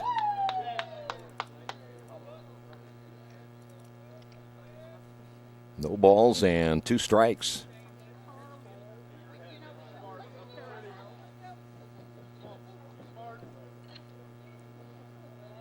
Gerbis again walked behind the mound, now back ready to throw. And the 0-2 pitch. 1-2. But struck out in the second, flew out in the fourth. We're going to give him plenty of airtime for all the folks in Woodstock. Got him looking. Butts will strike out for the second time. 2 away, and here is the catcher, Blair. With 2 away. Good pitch by Gerbis.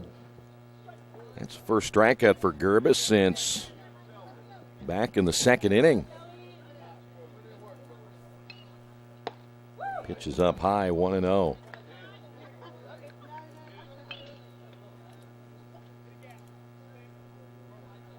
Blair has singled twice. There's a strike.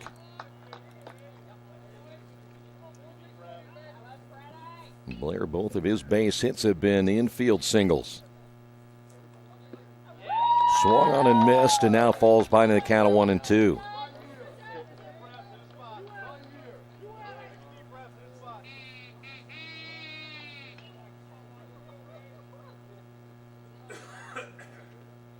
Gerbis now waiting for Blair to come back into the batter's box. Gerbis again, a little bit of rhythm going here in the 6th inning. The 1-2 pitch on the way, hit high in the air. Alec Bryant going back, and this one is gone. Blair 3 for 3, this time a solo home run, a 2-out solo home run, much like what we saw with Ian Bach earlier. And he got every bit of that one, and it's now a 4-2 ball game.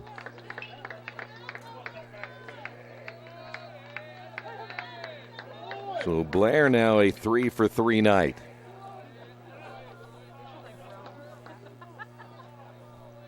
Lapicola steps to the plate. We mentioned when Gerbis does make a mistake, he left that one out over the plate. We've seen a couple of times where the Pioneers have hit the ball well. There's a strike. That down was number 21, Wade Lapicola. Lapicola 1 for 2 tonight in game number 2. Swing and a miss. Well, now you see how Joy even get out of this inning right here. Here's the pitch. That one bounces.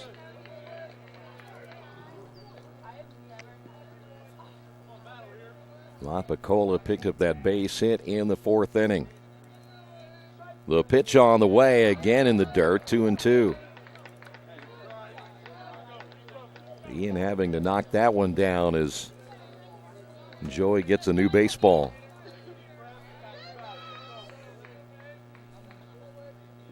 Well, we have seen now 2 home runs here as Ian hits the home run. Blair with a home run. Ground ball to the shortstop. Jandro's throw to first in time, and that will do it for the top of the 6th inning. But the solo shot by Blair. We go to the bottom of inning number 6. On the Wesley Bates Wealth Management scoreboard, Quakers still lead it 4-2. Summit Computer Systems is a full-service computer manufacturing and support company founded in 1997. They partner with businesses and individuals to provide computer systems, hardware service, support, design services, high-speed wireless internet, network design, and more. Summit Computers, 1427 Chester Boulevard in Richmond. Give them a call at 939-2120. Finding a used car dealership you can trust is not an easy thing to do, but for me, the choice was an easy one. I went to Tony's Car Sales in Richmond. I purchased my last 2 cars from Tony's and couldn't be happier with the service. They didn't pressure me, and they worked with me through the entire process. If you're in the market for a great used vehicle, get to Tony's Car Sales in Richmond, 250 National Road West, or give them a call at 962-5665. Go to their website, tonyscarsales.com. Well, Quakers ready to go to work here in the bottom of the 6th inning. Dobbs, Jandro, and Davis all due up. Danny singled in the 1st inning. He flew out in the 3rd, has driven in a run here in game number 2. Young back in there, the tall, lanky right-hander sent to throw, and the first pitch on the way is grounded foul.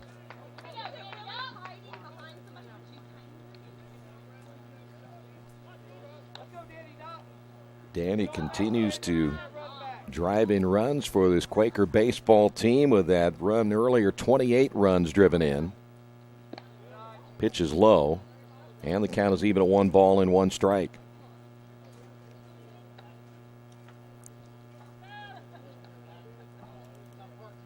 The 1-1 pitch on the way is hit in the air to right field. Ratliff near the line makes the catch, and there's one away.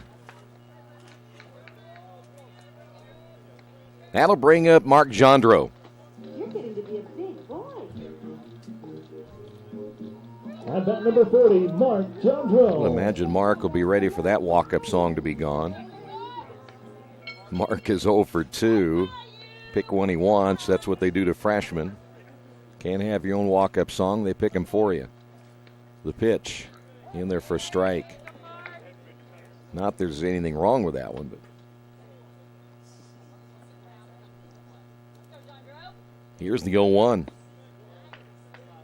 1 ball, 1 strike.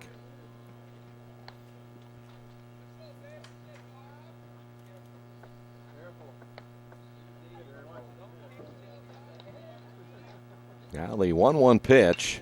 That one's going to be hit to right field. That's going to fall in for a base hit. Mark will make the big turn, and Jandro now 1 for 3 in our second contest. The Quakers with their 5th hit. And Earlham with a man on here in the bottom of the 6th inning. Mark able to go the opposite way. And that'll bring up Dre Davis. At bat number 26, Dre Davis.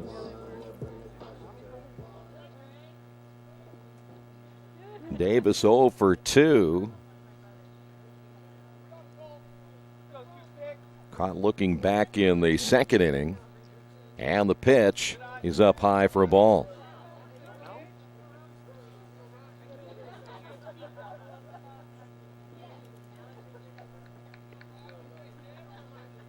See if Jandro, again, a stolen base threat, can get a jump right here. The stretch by Young, and he'll throw to first. Mark with 19 stolen bases, and boy, love to see him get to 20. Again, still an excellent freshman season for Mark Jandro. The stretch by Young. Here's the pitch on the way, and a breaking ball drops in for a strike. And it's even in the count at 1 ball, 1 strike.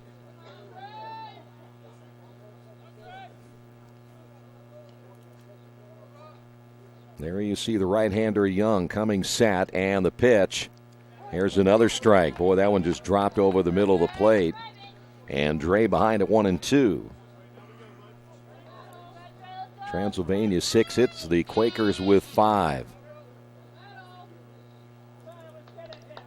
The 1-2 pitch just outside, 2-2.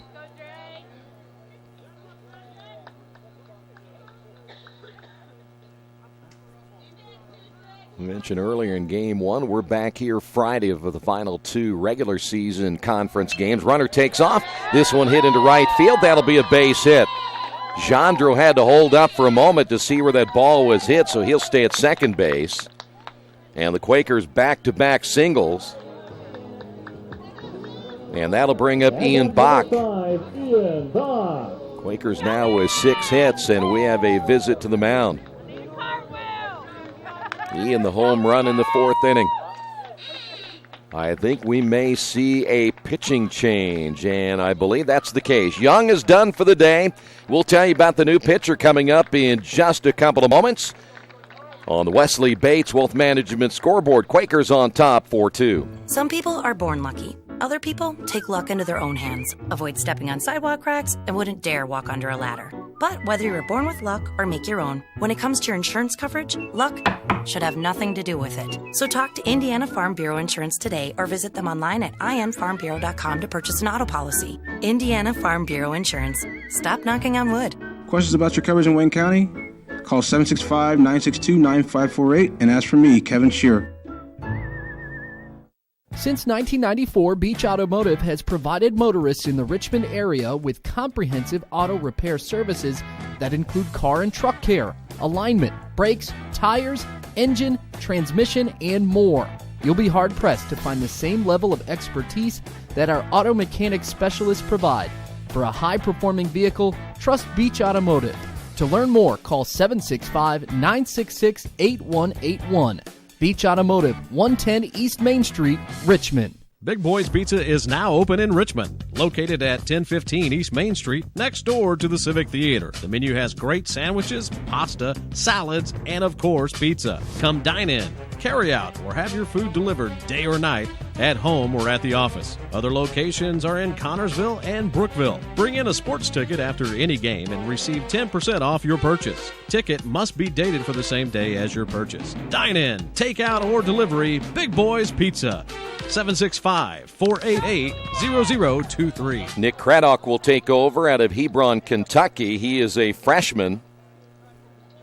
So Young is done for the night. He will still have two runners on base that are his responsibility. And here's Ian Bach, the towering solo home run back in the fourth inning, his second of the year, providing the Quakers with their fourth run as the Quaker catcher now ready to step in. Quakers trying to break this game wide open if they can here in the bottom of the sixth inning, gain a split against Transylvania. Craddock will check the runner at second, and he's swing and a miss. Almost looked like Ian ready to hit home run number 2. Jandro at second, Davis at first. Craddock will get the sign, checks the runner at second. Here's the stretch and the pitch, and it's outside. 1 ball, 1 strike. Craddock will now talk with his catcher, Blair. There is Ian Bach.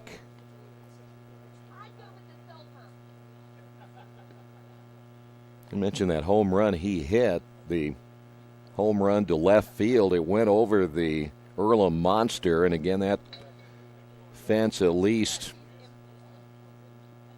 40-some, I would imagine 40 feet high at least in left field. It's only 310 down the line, but again, you really have to hit it well in order to get it down the line. 1 ball, 1 strike as the catcher Blair and Craddock having a difficult time getting themselves together and what they want to throw. There you see the right-hander out of Hebron, Kentucky. The stretch and the pitch by the right-hander is outside. 2 balls and a strike.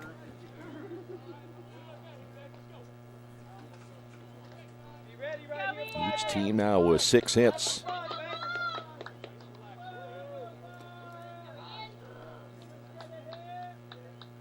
Stretch again by Craddock. And the pitch on the way, swung on and missed. We'll go to 2-2. Good pitch by Craddock, the right-hander. Ian's had a couple of pretty good cuts here in the 6th inning.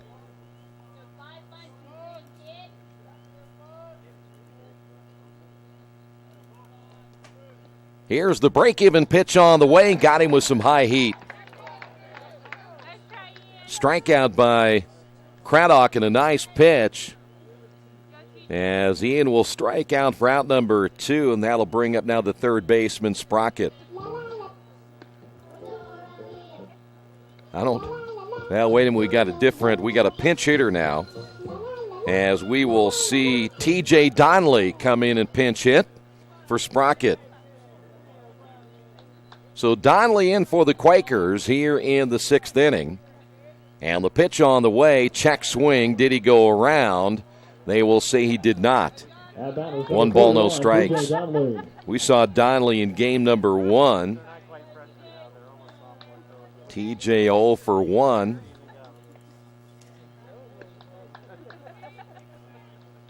Wide open stance there for TJ as another check swing. This time he goes around. 1 ball, 1 strike. So it will be a change for the Quakers at third base. Craddock right there trying to make this an easy inning if possible. Here's the pitch. That's in the dirt. And no throw by Blair as he steps out from behind the plate. 2 balls and a strike. I see easy inning if he can get the 2 hitters he has faced and leave 2 runners stranded for the Quakers. 2 balls, 1 strike. And that pitch in there for strike 2.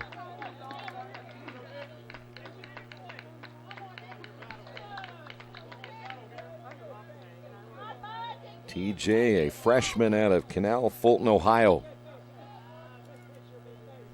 The 2-2 pitch got him reaching to the outside, and that'll be a strikeout, and that'll do it for the Quakers in the bottom of the 6th inning. We will head to inning number 7 on the Wesley Bates Wealth Management scoreboard.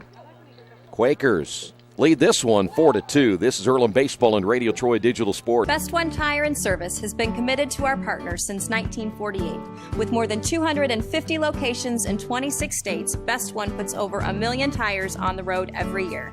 Superior tires, expert service, competitive prices. Best One Tire and Service, where the best costs less.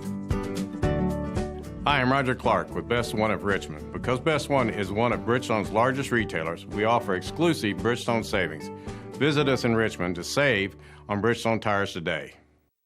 Kate's Cages is the #1 indoor training facility for baseball and softball in Richmond by far. With top flight instructors, you will learn how to play the game the right way. Everything from pitching, hitting, catching, and fielding. Kate's Cages will also have the opportunity to participate in triple play fall ball, the softball academy, individual and team camps, and individual private workouts. Kate's Cages Baseball and Softball Indoor Training Facility, 1366 Rose City Boulevard. Call 993-2353 for more information. Gerbis getting his final warm-up tosses. By the way, the Quakers will make a change as we'll see Jandro go back to third base, and Brian Pensora has now been inserted into the lineup at shortstop. Wade will lead things off here for the Pioneers in the top of the 7th inning. First baseman number 22, Nick Wade. Wade so far in game 2 is 0 for 2, reached on a fielder's choice back in the 4th inning as Gerbis ready to throw, and his pitch is low for a ball. Gerbis 6 innings so far, giving up 2 runs, 5 hits. And the right-hander's pitch is low for ball 2. Wade, Malloy, and McAnally. Quakers trying to gain a split after losing game 1. This one hit well. Davis is there, makes the catch, 1 away. Well, that ball stung by Wade. Here's Malloy. With 1 out now batting number 44, Henry Malloy. Malloy 0 for 2, lined out his last time up. There have been times tonight, again, where Transylvania against Gerbis has hit the ball well. That's bunted third base side, and that is going to stay fair. Right on the line, and not a whole lot that Mark Jandro could do. He was going to try to let it go foul, as was Ian Bach, and it laid right on the white line. So Malloy with the bunt single. Hit number 7 now by the Pioneers, and that'll bring up McAnally. David McAnally. McAnally 1 for 2, singled his last time up in the 5th inning. The stretch by Gerbis. Here's the pitch, and it's low for a ball. Now he got the artificial surface and not a whole lot of lips to work on as far as on natural grass on many fields. You can have that ball maybe roll off that lip and go to foul territory. Hit foul. Good cut there by McAnally, but not on the artificial surface. Everything on this ballpark, other than that part right in front of the pitcher, is all turf. 1 ball and 1 strike. Gerbis will come set, and the pitch on the way, in there for strike 2.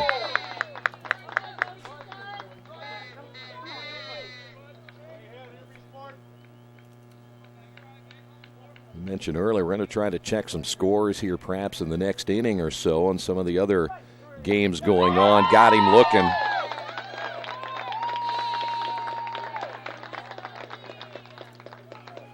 So 2 away as McAnally strikes out. That'll bring up Taylor, and we're going to have a visit to the mound. There is a right-hander throwing in the bullpen for the Quakers. There is Steve Sakositz, the head coach. And, of course, he's going to ask Ian Bach how he thinks that Gerbis is throwing right now. Never trust the pitcher. He'll always tell you he wants to come back and throw again. You want to rely on your catcher to tell you. Umpire will come out and break up the meeting as Sack will head back to the dugout. Here is Taylor, the leadoff hitter, with 2 away here in the 7th. They may just see them getting through the leadoff hitter right here. Taylor is 0 for 2, was hit by a pitch back in the 3rd inning. So Gerbis will get 1 more. See if we can pick up who's in the bullpen as that one is hit foul. It is Matt Mathias, the senior. No balls, 1 strike, 2 outs. Here's the pitch. That's in there for strike 1, or it should say strike 2. No balls and 2 strikes. Taylor, a fielder's choice, his last time up. Gerbis again with the 0-2 pitch on the way. Runner takes off, swing and a miss, and they'll throw down to second, but it won't matter as Taylor strikes out, and that'll do it for the Pioneers here in the 7th. Gerbis strikes out the last 2 hitters he faces here in the 7th inning, and Transylvania leaves a man on the Wesley Bates Wealth Management scoreboard. Quakers on top 4-2.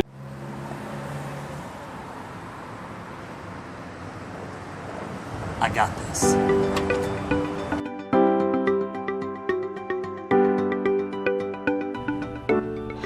I got this.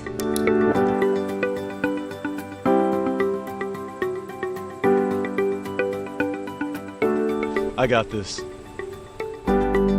At Harrington Hogue, we believe your life belongs to you. That's why we work hard to make sure that your insurance coverage is the last thing you have to worry about. So when it comes to keeping you protected, We got this.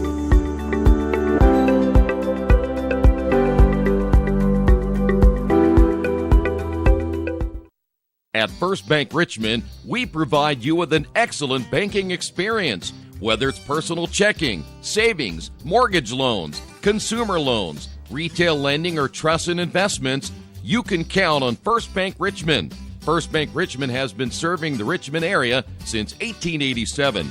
For more information, give them a call at 962-2581 or go to their website at firstbankrichmond.com. Well, Alec Bryan will lead things off with the Quakers here in the bottom of the 7th inning. Alec 0 for 2 here in Game 2 as Craddock back in once again for the Pioneers. Right-hander struck out both batters he faced in the 6th inning, and his first pitch on the way, swing and a miss. Pretty good breaking pitch right there. Alex struck out in the 3rd, flew out in the 5th inning. The 0-1 pitch up high, 1 ball, 1 strike.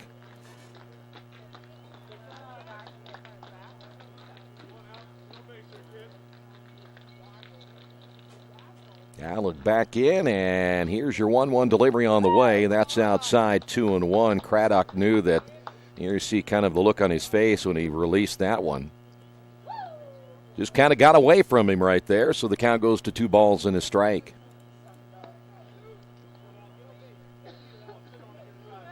Alec with another start here tonight, this time in left field. The 2-1 pitch, and foul tipped and got a piece of Blair. And you see that one hit him right off of the thigh, just above the shin guard. And that's, again, an instance where the umpire gave him a chance to recover as a courtesy to the catcher, Blair. And that one stings. Anytime that one catches a piece of the flesh or part of anything other than the padding, even then sometimes that thing can really sting. They want him to get a chance to walk it off. That also gave Alec Bryan a chance to talk with Coach Pennington down at third base. Well, if you're a pitcher, Craddock is, again, throwing with pretty good rhythm here in just his second inning of work. He wants to keep throwing as that pitch is low. 3 balls and 2 strikes. Now to Alec Bryan. The payoff pitch on the way, popped him up. Shortstop coming over as Malloy makes the catch. They're right behind the third baseman, and there is one away. Here's Isaiah Shake. With 1 out now, batting number 33, Isaiah Shake. Isaiah's been on base 3 times. He's reached in by air twice. He has scored twice, has a stolen base. He'll face Craddock for the first time, and the pitch is in there for a strike.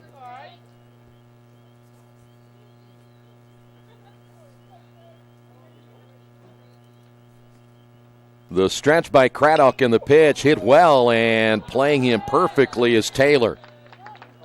Taylor only moved a couple of steps and made the catch, and there's 2 outs. With 12, here's Kendall Baker. Number 1, Kendall Baker. Kendall, the triple back in the 3rd inning. That's his lone hit of the day. He has walked. He's also struck out. This will be his first look at the right-hander Craddock as well. The pitch. He is in there for strike 1.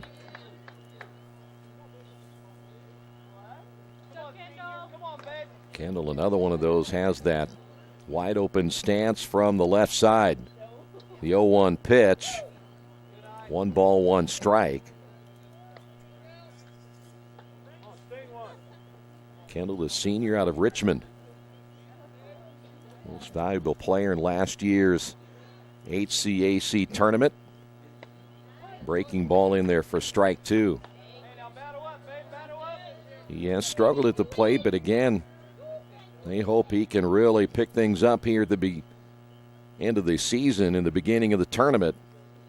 Time called by the catcher, Blair. 1 ball, 2 strikes now to Baker. 2 away as we play here in the bottom of the 7th inning. The stretch and the pitch, and just outside. And we'll go to 2-2. Ball gets away from Craddock and almost into center field. Kendall with that RBI as well.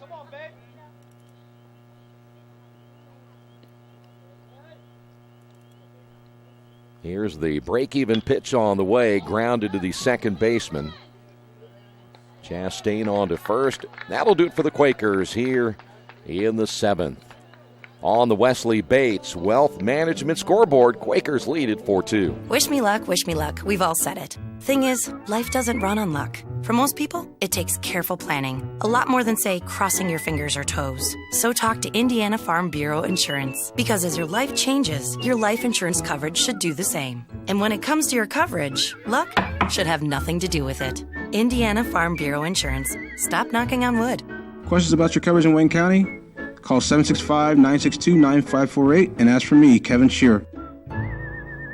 Hello, my name is Kyle Schwarzkopf. I'm the manager of Kyle's National Road Auto, in business in Richmond since 1979. We employ ASE certified technicians and we have over 80 years of experience. We work on all domestics and most European and Japanese cars. Give us a call at 966-1555. Kyle's National Road Auto Service. My name is Kyle Schwarzkopf and I approve this message.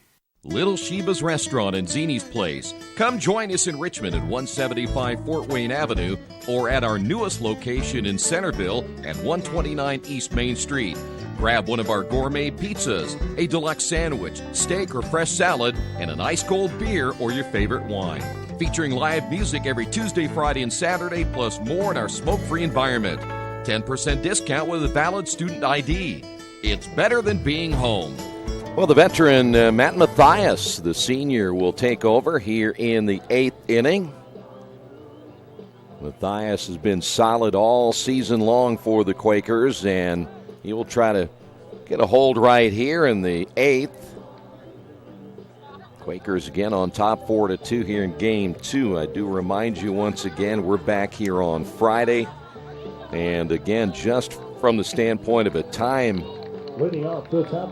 situation on Friday, that's going to be a 6 and 8:30 doubleheader as opposed to the 4 and 6 here today, so a little later start. And then our final game of the regular season Sunday against Adrian, that's a makeup game. That'll be a 1 o'clock start time. I do promise you I'm going to try to get an update on some of those scores from earlier today. As Mathias set to throw in his first pitch, low and outside, 1 ball, no strikes. Ratliff, Chastain, and Butts all due up. Mathias will come set, and the pitch. Here's a strike. Earlier today, we'd mentioned that Franklin had beat Anderson 11-3 in the first game of their doubleheader. Here's your 1-1 pitch.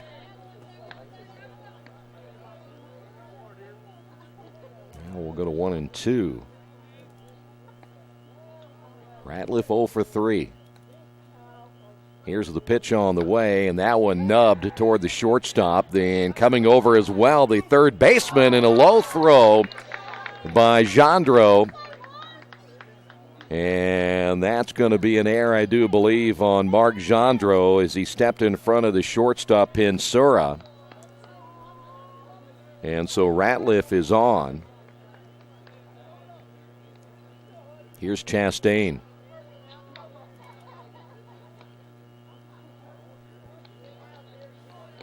And that number 6, that's a Chastain. However you want to score it, the Pioneers have a man on as Mathias set to throw, and the pitch is low, 1-0. Chastain 1 for 3, a single run scored back in the 4th inning.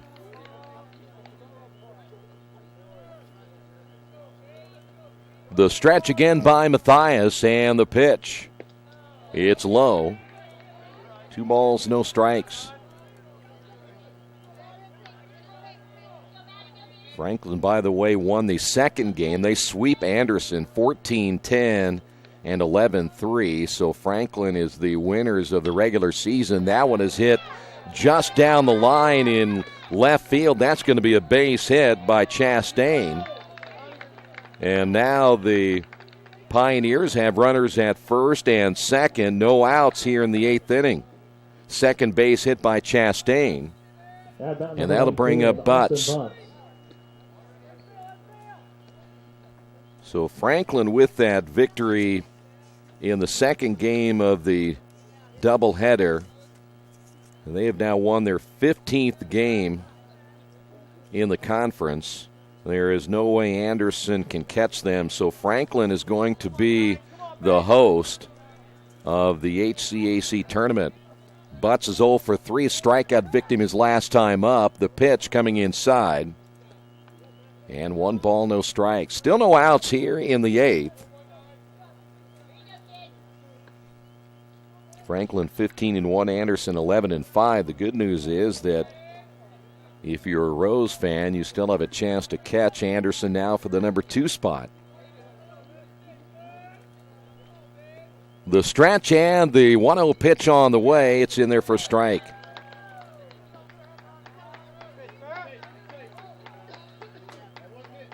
Defiance beating Mount St. Joe in their first game. No report of the second game.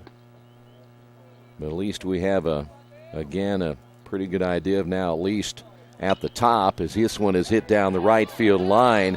Baker coming over. That's going to be a fair ball. Ratliff around third. They're going to wave him home. The throw to second base gets away. That's going to be an error. Another run will score, and it is now tied at 4 apiece. So Butts with a base hit. Ratliff driven in to make it 4-3, and then the Quakers tried to get Butts at second base. That'll be an error. And so the Quakers committing their third error of the ball game, and all of a sudden this thing is tied at 4 apiece.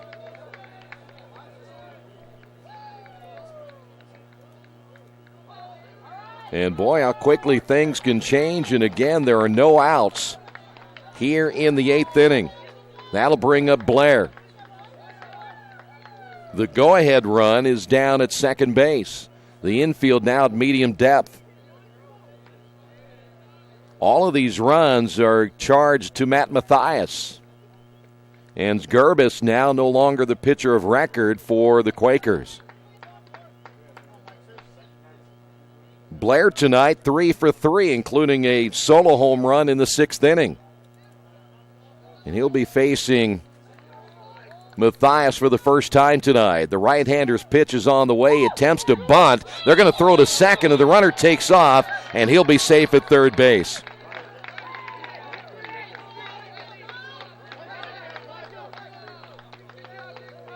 So Butts with a stolen base, now standing at third as the Quakers threw to second base. And Blair down in the count of no balls and a strike, and now the go-ahead run standing down at third base. The infield is in, the stretch, and the pitch. It's low for a ball.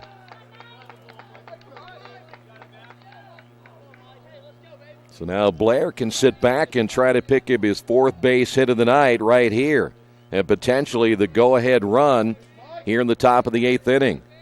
The stretch by Mathias. The pitch on the way is a breaking ball. Popped up to the right side. That's going to be trouble as it falls in for a base hit. The infield was in, and that scores the go-ahead run as a bloop single by Blair. And he's now 4 for 4 on the night. And that's what happens when the infield comes in. And Mathias giving up now another base hit and a visit to the mound. And now the Quakers trail it 5-4. This is an inning much like what we saw in Game 1 in the 5th inning for Transylvania. They just did it very quickly, and the Quakers are going to go ahead and make a pitching change right here. So Matt Mathias unable to get the job done for the Quakers. We'll tell you about the new pitcher coming up in just a moment. Quakers trail at 5-4 on the Wesley Bates Wealth Management scoreboard. Mancino's is family-friendly, serving fresh grinders, pizza, pasta, and salads daily. They serve great food priced for family budgets. And whether it's one of their homemade grinders, salads, or pizza, there's sure to be something for everyone in your family. Our baking process may cost a little more and take more time, but the end result of freshness and flavor make the real difference in all of Mancino's award-winning products. Mancino's of Richmond. Give them a call at 966-1161 or go to their website, mancinosofrichmond.com.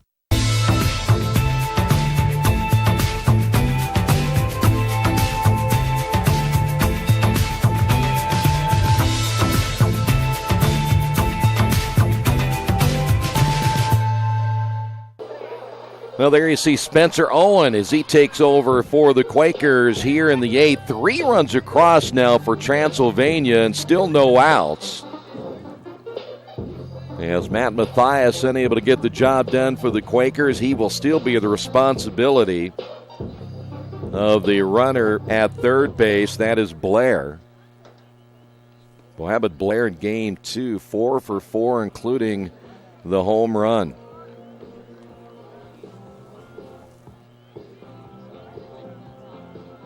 Boy, Quakers would hate to see this one get away. I tell you, the throwing error, enabling the tying run to score, and then they come back, get the go-ahead run on the Blair base hit. And now Spencer Owen will try to put out the fire here in the 8th.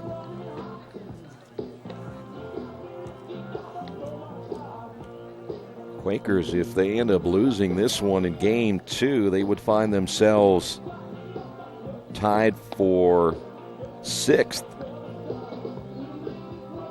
in the conference with Bluffton, so they'd fall out of the playoff race for the moment. Again, any other scores from earlier tonight, we certainly have to keep an eye on that, but That's number 21, Wade Lapicolo. Lapicolo steps to the plate. Quakers just trying to hold on now as they trail it 5-4 and avoid being swept here at home by Transylvania, and then see their losing streak go to 7. Lapicolo 1 for 3, including a base hit back in the 4th inning. They'll be in on the corners. You're anticipating Lapicolo maybe trying to sacrifice the runner to second base. There's a balk, I do believe. Wait a minute. Now that's the field umpire. He is saying something to the dugout over with Transylvania. I'm not sure what that was about. You see Lapicolo right there. He is set to bunt. The stretch and the pitch, swing and a miss. He pulls back and misses badly. And the Earlham crowd letting him hear it. No balls and a strike. There is Spencer Owen, the closer for the Quakers. The stretch for the right-hander, the pitch on the way, and a breaking ball in there for a strike, and it's 0-2. I'd be curious to know what that discussion was like there for the field umpire when he said something to the Transylvania dugout. The stretch by Spencer. Here is the 0-2 pitch on the way. Hit foul. Look out in the Earlham dugout again. They had one of their assistant coaches hit earlier this year in a ball that sailed into the dugout, and that one just went straight in. I'm not sure if it hit anybody or not. They're still looking around. No balls and 2 strikes. Spencer, you see him shake off that sign as he'll check the runner at first. The stretch and the pitch on the way, and it's low. Good job by Ian to able to knock that one down.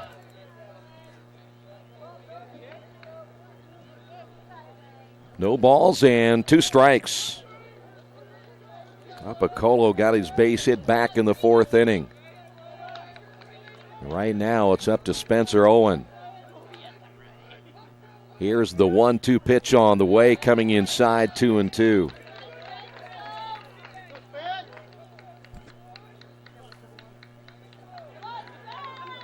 Said earlier Blair was at third. He must be going backwards. He's still at first base. 2 balls and 2 strikes. The pitch on the way, swung on and missed. Big strikeout for the Quakers. So there's one away, and that'll bring up Wade. Number 22. You'll get a ground ball right here. Possible double play. Get yourself out of the inning.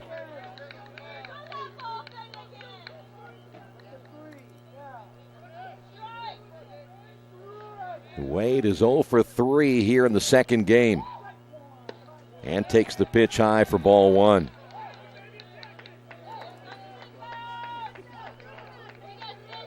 Struck out back in the second, fielder's choice in the 4th, and lined out in the 7th inning.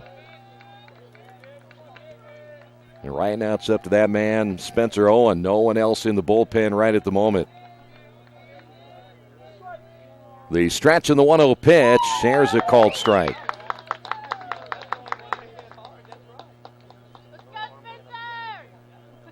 Well, Earlham again will have to battle from behind in the bottom half of the 8th and possibly into the 9th inning.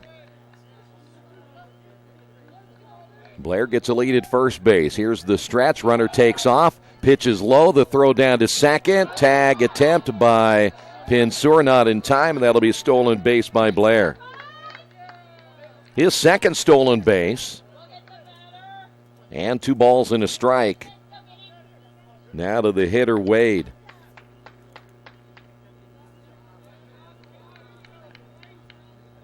So now Transy with another runner in scoring position here in the bottom of the 8th inning. They put 3 runs across, still just 1 away. And again, the closer, Spencer Owen, trying to prevent another run from scoring.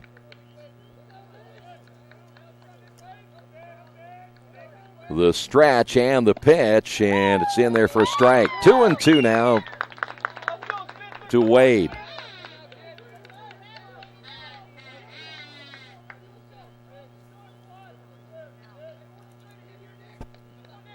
Spencer's had a kind of a rough year as well. He does have 4 saves on the year, but his ERA pretty high at this point.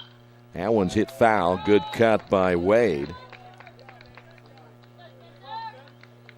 And we'll stay at 2 balls and 2 strikes. Wade Blair again with those 2 stolen bases. 7 for 7 in the stolen base department. Wade steps out for a moment, now back in.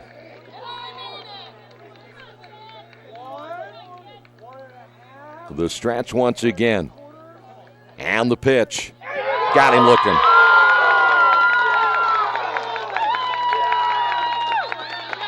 Boy, too close to watch, and Spencer Owen able to get the strikeout and a huge strikeout of Wade, and here's Malloy. Number 44, Henry Malloy. Malloy 1 for 3. Nice pitch again by Spencer Owen.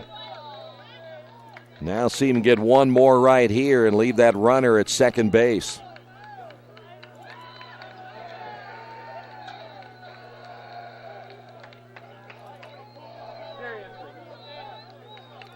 Spencer comes set, checks the runner at second. The pitch on the way, hit foul, and a good cut by Malloy.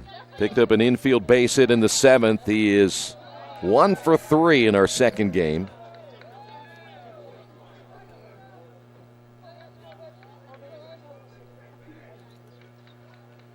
And Spencer right there trying to get one more. Here is the 0-1 pitch, and it's outside. Boy, Ian does a great job. He slides to the outside as well as anybody in the HCAC, quickly getting to that baseball and preventing a wild pitch. That's the defensive side we talked about earlier. 1 ball and 1 strike. The stretch, the delivery on the way, just outside is, I'll tell you what, again, Ian trying to frame that one on the outside corner. 2 balls and 1 strike to Malloy. Runner at second base is Blair. The stretch and the pitch on the way, in there for strike 2.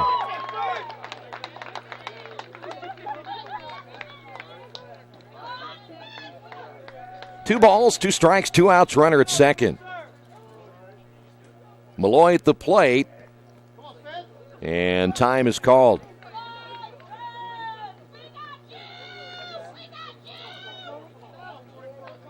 That young man right there has come up big so far. Here's the pitch.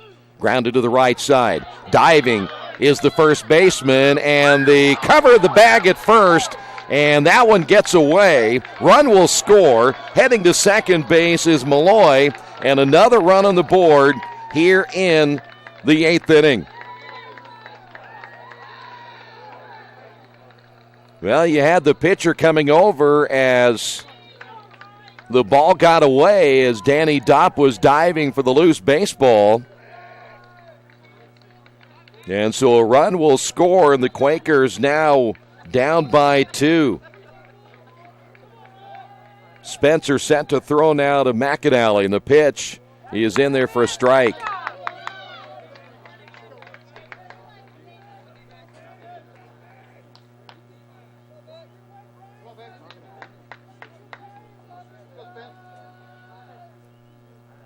Oh and 1. McAnally, 1 for 3, swing and a miss. Well, the Quakers now have committed another error here in this one. 4 runs across now for the Pioneers. And right when you thought maybe the inning was over, it's going to continue. Here's the pitch. Grounded foul. Boy, you had the 2 strikeouts and tough play down the first base side, and Quakers unable to cover the bag at first, throw the ball away, enabling the runner to score. There's McAnally. The stretch and the pitch on the way popped him up on the right side.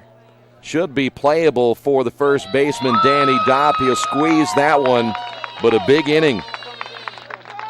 We will head to the bottom half of inning number 8, and now the Quakers have to play from behind on the Wesley Bates Wealth Management scoreboard. Transylvania leads it by 2. New Vision Sports is a training program that focuses on the training and improvement of this serious-minded athlete, including all ages and skill levels. From creating customized workout plans to providing ongoing motivation and support, New Vision strives to help you achieve your training goals. Their trainers use a variety of effective workout plans based on your specific goals. New Vision Sports, 977-5831, or go to their website, newvisionsports.com. That's New Vision Sports with a Z. As an internet service provider, Parallax Systems offers reliable residential high-speed internet service and business service. With a fiber backbone reaching over 150 miles, we have created a multifaceted delivery system. Our dark fiber leasing has proved beneficial to public and private sectors alike. Parallax serves Wayne County and surrounding areas. Parallax Systems, when speed matters. A division of Richmond Power and Light.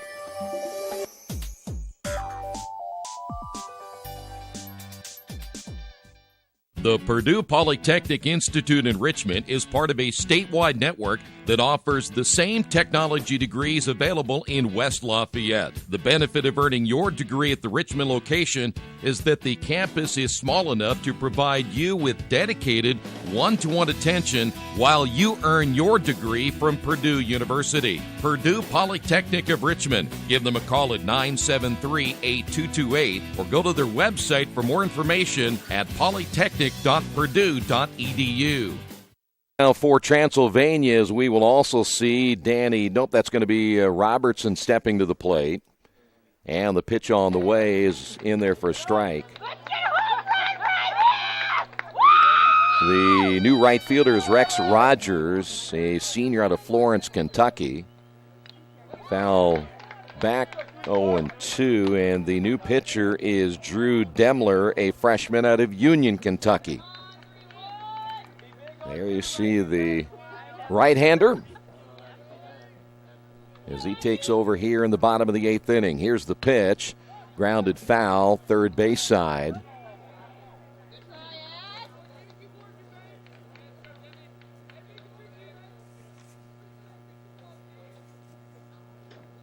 And a chance now for Nick Craddock to pick up the win here tonight. Second time we have seen the Pioneers put 4 runs on the board against the Quakers. They did it in Game 1 and now here in Game 2. Robertson 0 for 3. The pitch on the way is outside, 1-2.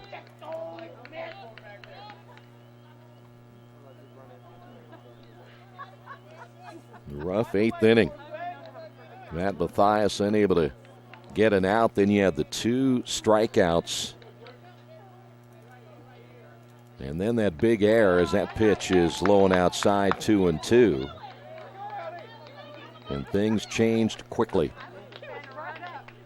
And right now Demler is going to try to either get the hold right here and go to that bullpen for the close.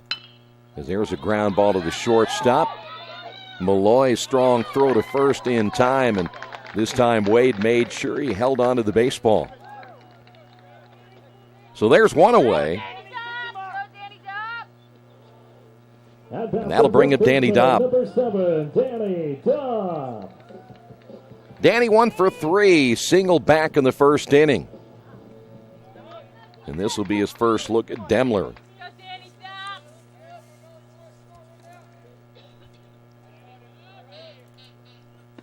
That pitch caught the outside corner for a strike.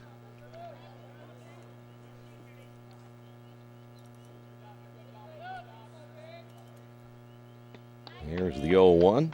1 ball, 1 strike. Here is Demler, another one of the pitchers with all that hair. Hit foul. And we'll go to 1-2. Well, I don't think many of us that are witnessing this one here tonight would have thought the Quakers would be fighting to avoid a sweep by Transylvania as that pitch is outside, but it does give you a pretty good idea of, again, how tough things can be in the conference, and top heavy really with Franklin and Anderson and everybody else pretty even as that pitch hit foul. Well, yeah, the two teams that played in the championship game or series last year, Earlham and Mount St. Joe, both might be out this year, especially the Quakers unable to turn it around here tonight as that pitch is outside 3-2. Though there's still the 2 games against Manchester. They played at Taylor in a non-conference game tonight. So they'll be well prepared coming in on Friday. Here's the pitch on the way, and it's outside for ball 4. So Earlham has a man on here in the bottom of the 8th inning. And here's Mark Jandro. Baseman number 40, Mark Jandro.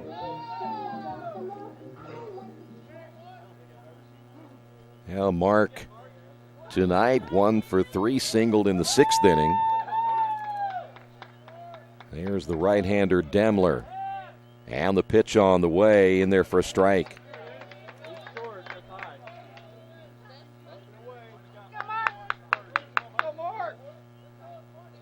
You know, still a lot of things can happen between now and the bottom of the 9th inning. The stretch and the pitch. That's a breaking ball in there for a strike, and looked like Demler took something off that pitch. And Jandro now down at 0-2. The pitch on the way. This one's popped up to the right side. The first baseman, Wade, is there, makes the catch right next to the bullpen. So big out for Demler as that'll be 2 away. And that'll bring up now Davis. Number 26, Trey Davis.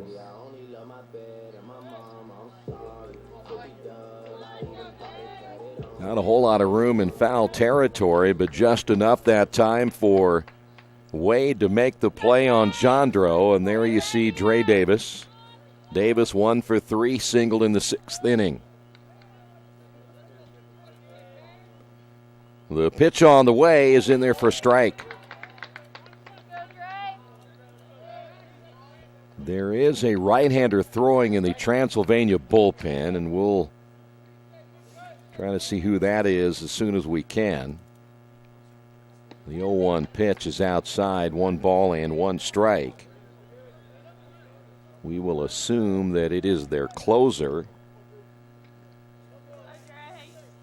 Looks like that is Evan Hall. 1-1 pitch. Line drive, base hit into right field.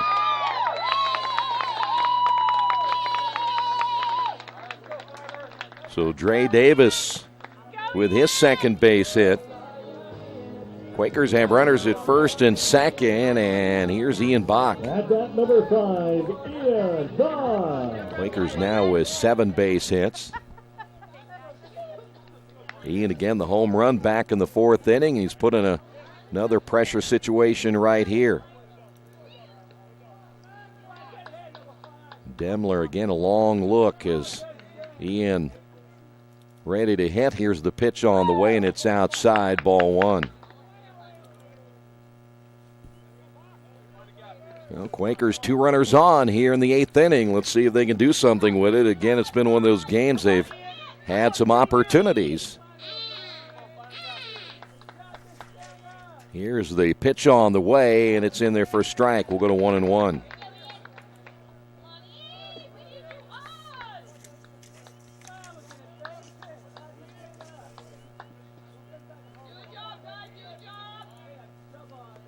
One ball and one strike now to Ian Bach.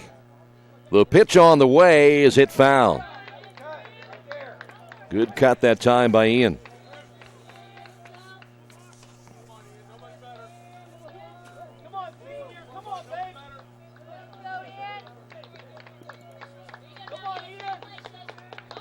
Ian, an RBI again with that home run.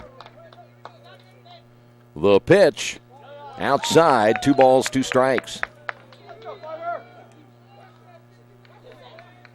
Third pitcher used now by the Pioneers in the second game as they try to pull off the sweep here tonight. And Demler again trying to get himself a hold. Hit well toward the shortstop on one hop, and a race to the bag at second in time as Chastain will beat Davis to the bag, and that's going to do it for the Quakers in the bottom of the 8th inning as they leave 2 runners on base, a runner in scoring position. We will head to the top of the 9th inning on the Wesley Bates Wealth Management scoreboard. Pioneers on top by 2. At the Reed Orthopedic Center, our physicians and support team devote themselves to helping you return to a healthy and active lifestyle. Our expertise includes shoulder, elbow, foot, ankle, hand, wrist, hip, and knee injuries, as well as pain management and rehabilitation and school athletic training programs and sports medicine. We are committed to providing you with the best possible orthopedic treatment that we can. To request an appointment at the Reed Orthopedic Center, call 765-935-8905. Some people are born lucky. Other people take luck into their own hands, avoid stepping on sidewalk cracks, and wouldn't dare walk under a ladder. But whether you were born with luck or make your own, when it comes to your insurance coverage, luck should have nothing to do with it. So talk to Indiana Farm Bureau Insurance today or visit them online at infarmbureau.com to purchase an auto policy. Indiana Farm Bureau Insurance. Stop knocking on wood. Questions about your coverage in Wayne County? Call 765-962-9548 and ask for me, Kevin Shearer. Spencer Owen is back out for another inning of work for the Quakers as we move again to the 9th. McAnally scheduled, take that back, as Taylor scheduled to lead things off here in the top of the 9th inning. Taylor, Ratliff, and Chastain.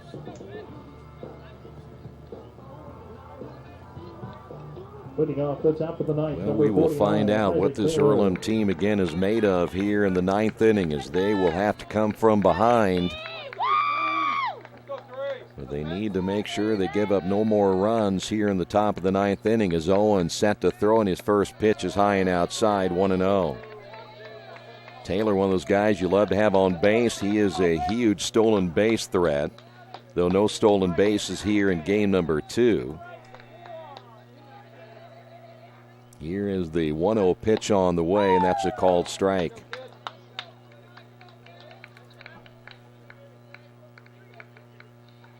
Taylor's been on base twice, still looking for that first base hit here in the second game. The pitch by Spencer is up high as he came back with a breaking pitch. It's 2-1.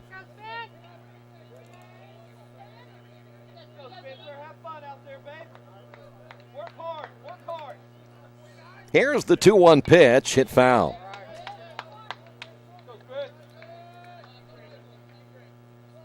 Two balls and 2 strikes.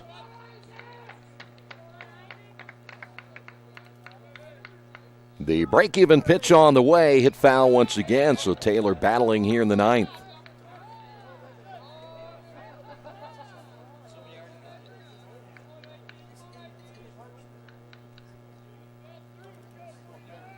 Spencer set to throw once again, and the breaking ball on the outside corner, nice pitch. And Taylor strikes out to lead things off here in the 9th. He has struck out for the 3rd time, and that'll bring up Ratliff. Ratliff is 0 for 4. And Spencer's first pitch on the way to Ratliff swung on and missed. And batters number 2, the right fielder, Rex Rogers. We'll take that back here as Rogers, who took over in right field. So Rogers at the plate for the first time. Here's the pitch on the way, swing and a miss. And it's quickly down at 0-2.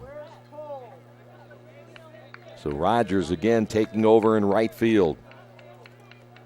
Spencer set to throw, the pitch on the way, and got him looking. 3 pitches, and Rogers is done. 2 straight strikeouts. 4 overall now for Spencer Owen.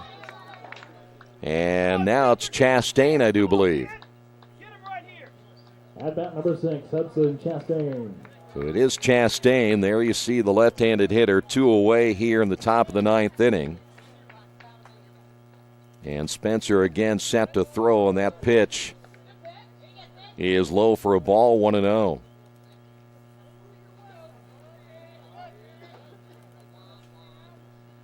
One little pitch in there for a strike. Well, as we look to the bottom of the 9th inning, it'll be 8, 9, and 1 in the order. 1-1 pitch in the dirt, 2-1.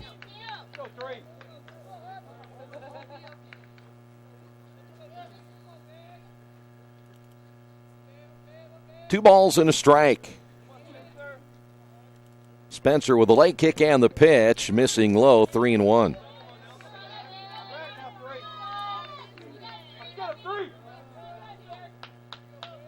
Transylvania 4 runs in the 8th inning, and that's where we set right now at 6-4. 3-1 pitch on the way, took something off of it and missed high, and that'll be a walk given up to Chastain.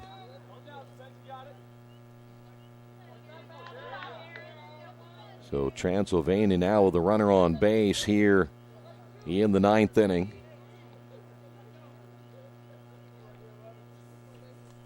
Looks like we have a pinch hitter now for Transylvania. Jared Williams will step to the plate. Number 11, Jared Williams. Williams here in the 9th inning. In for Butts. He'll take that pitch for a strike.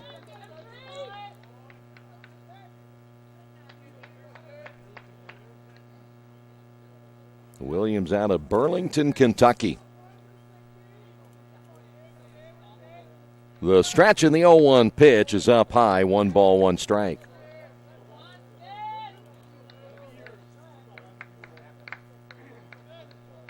We'll see now if the Pioneers will try to run at first base, try to get another run on the board. Here's the pitch, hit foul, good cut. As Williams now down on the count of 1-2.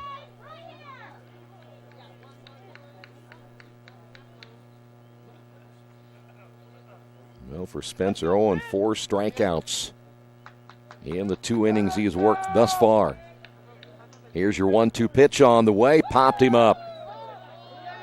Shallow left center field coming on, and that's going to fall in for a base hit. Rounding third and heading home is Chastain. Here's the throw, and that's going to score the run on a base hit that fell in between 3 fielders in left. How in the world did that happen? Well, the Quakers falling apart here late in this one. And that is a base hit and a run driven in by Williams. And we'll have a pinch runner now at first base.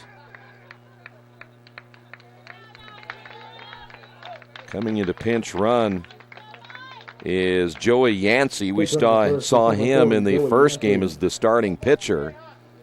But Spencer Owen, boy, tell you what, he should have been out of the 8th inning at one point, and now here in the 9th inning, which we thought might be an easy fly ball, turns into a base hit. Still 2 away. Here's the stretch and the pitch, and it's outside for a ball. Blair is 4 for 4 tonight. A home run. He has scored twice, couple of stolen bases. He's been a huge hitter tonight for Transylvania. Here's the pitch. Popped up foul. That'll go out of play. And we will stay at 1 ball and 1 strike.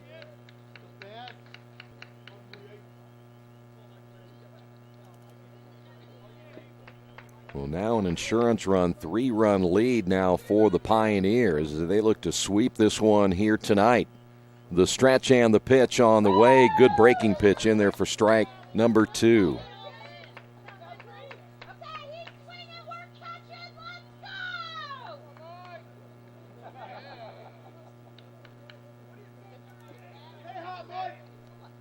One and 2. Blair back in as Spencer set to throw. Here's the pitch. Hit foul. Another good cut by Blair.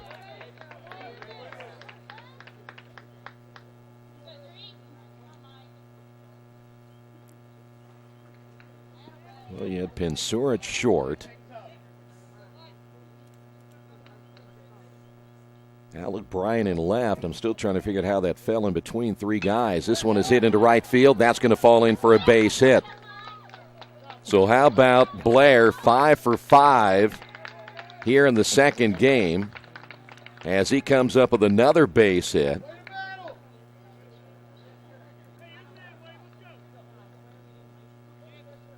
And the inning will stay alive for the Pioneers with 2 runners on. At bat number 21, Wade Lapicola. Lapicola steps up to the plate once again. He is 1 for 4. And Transylvania trying to get yet another insurance run if possible as time is called.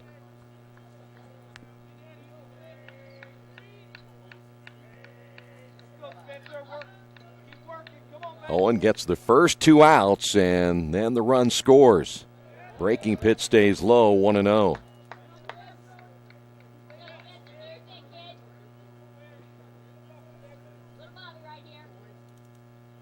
Boy, the final out of the last 2 innings has been pretty tough for Spencer Owen.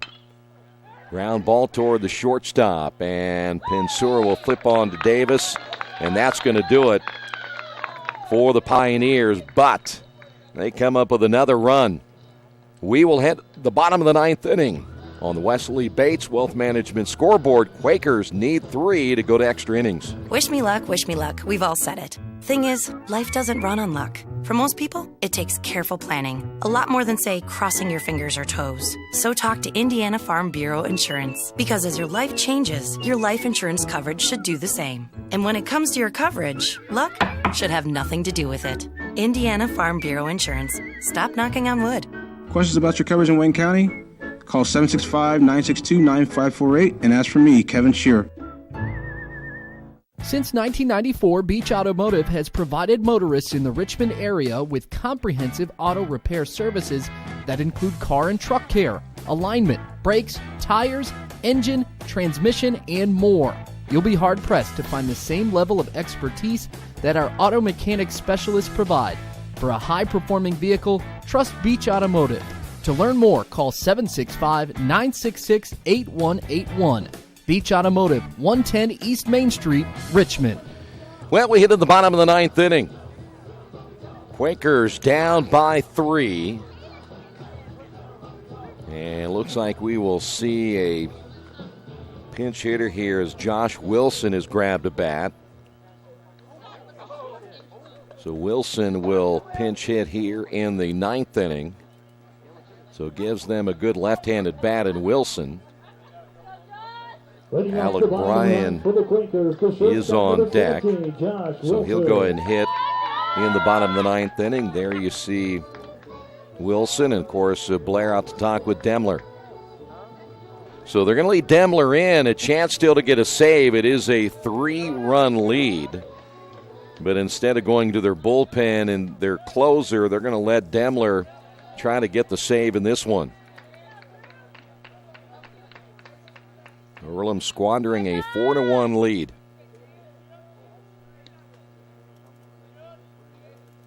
Here's the pitch, and it's a called strike.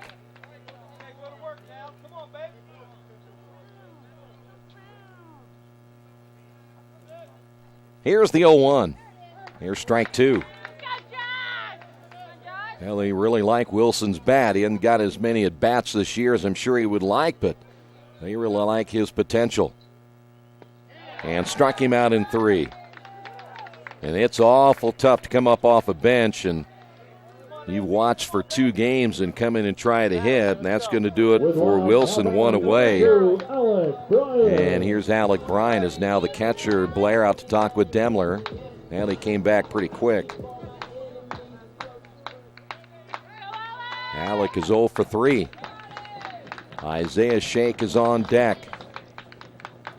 Demler's first pitch in there for a strike. Right now, he's just kind of laying it in there. And there's nothing mysterious about what he's doing. Just wants to throw strikes. Here's the 0-1 pitch up high. And the count is even a 1-1.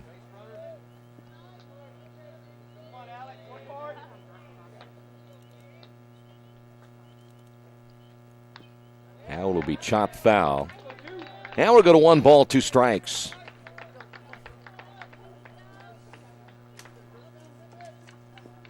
If the Quakers lose this, they'll fall 2 games under the 500 mark. And a swing and a miss, 2 away, and the Quakers down to their final out.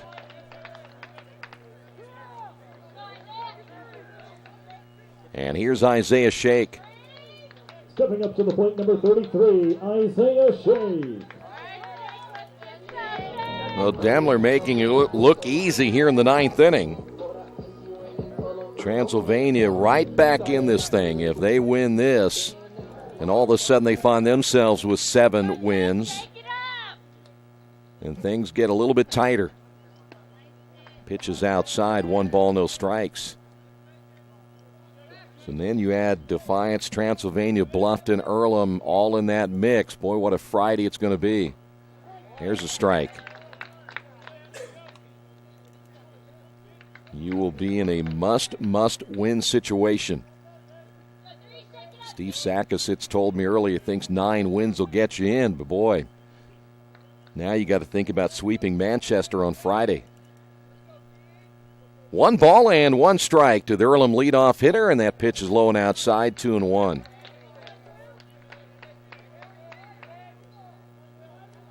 Looks like Hanover and Mount St. Joe really the only 2 teams out of it right at this point. That's hit to right field. That'll be a base hit. So Isaiah not ready to give up on this one yet as he has a 2-out single. That'll be a second base hit. Stepping up to the plate, number 1, Kendall And the Baker. Quakers stay alive now for Kendall Baker. Kendall's big hit earlier tonight, the triple back in the 3rd inning. 2 away here in the bottom of the 9th. The pitch gets away from the catcher, Blair, and that will advance the runner to second base. I'm not sure if Blair thought that ball had hit Baker or what the case was, but he just simply lost the baseball as now you see the entire infield come in to talk with Demler. So now the Quakers again with a runner in scoring position, and Kendall ahead in the count, 1 ball, no strikes. Quick meeting there for Demler.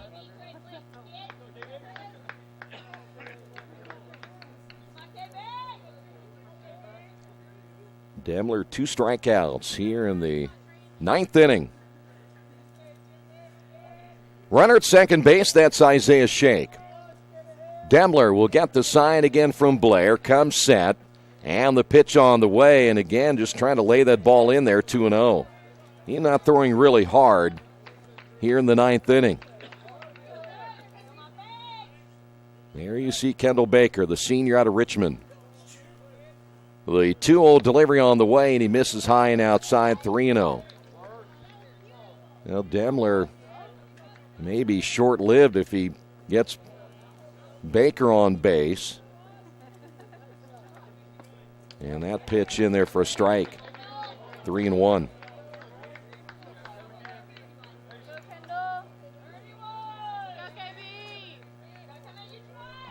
Demler gets the side. Here's the pitch on the way, hit foul. And the Quakers now down to their final strike. Anything close right here, you got to be swinging the bat. It's 3-2. with 2 outs, runner at second base. The stretch by Demler. And the pitch on the way, got him.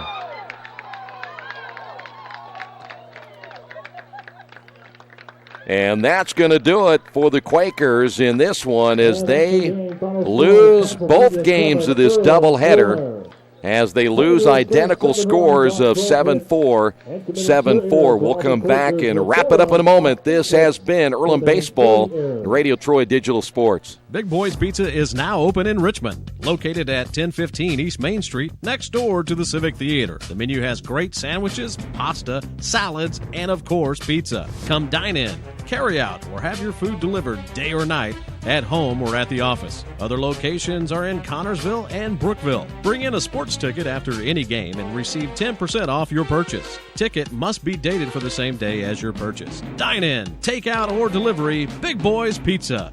765-488-0023. Well, Earlham losing both games as, again, Transylvania coming back, scoring 4 runs in the top of the 8th inning as they put game number 2 away, and now the Quakers find themselves right on the cusp of maybe not making the playoffs after being the champions a year ago. They fall to 7-9 in the conference, and for Transylvania, they go to 7-9. They go to Bluffton on Friday. Bluffton is 7-9, so those two teams will battle it out for a possible playoff spot. Manchester 8-8, Earlham is 7-9, Defiance is 7-9, Rose 8-7. The only thing we do know is that Franklin swept that doubleheader from Anderson, and right at this point, they're the number 1 and 2 seeds in the tournament. Franklin number 1, Anderson number 2. No one can catch either one of those two teams, and Franklin will be hosting the tournament this year. Now it's down to Friday for the Quakers. It is a must-win situation as their backs are against the wall. Manchester on Friday, game number 1 at 6 o'clock, game number 2 at 8:30, as the Quakers have now put themselves with their back to the wall. They lose it in game 2, 7-4. Thanks for being with us. Again, all the live stats and much, much more, and the write-up on the story of the 2 games tonight on GoEarlham.com coming up a little bit later. Final score, Transylvania 7, Earlham 4. Thanks for being with us. This has been Earlham Baseball and Radio Troy Digital Sports.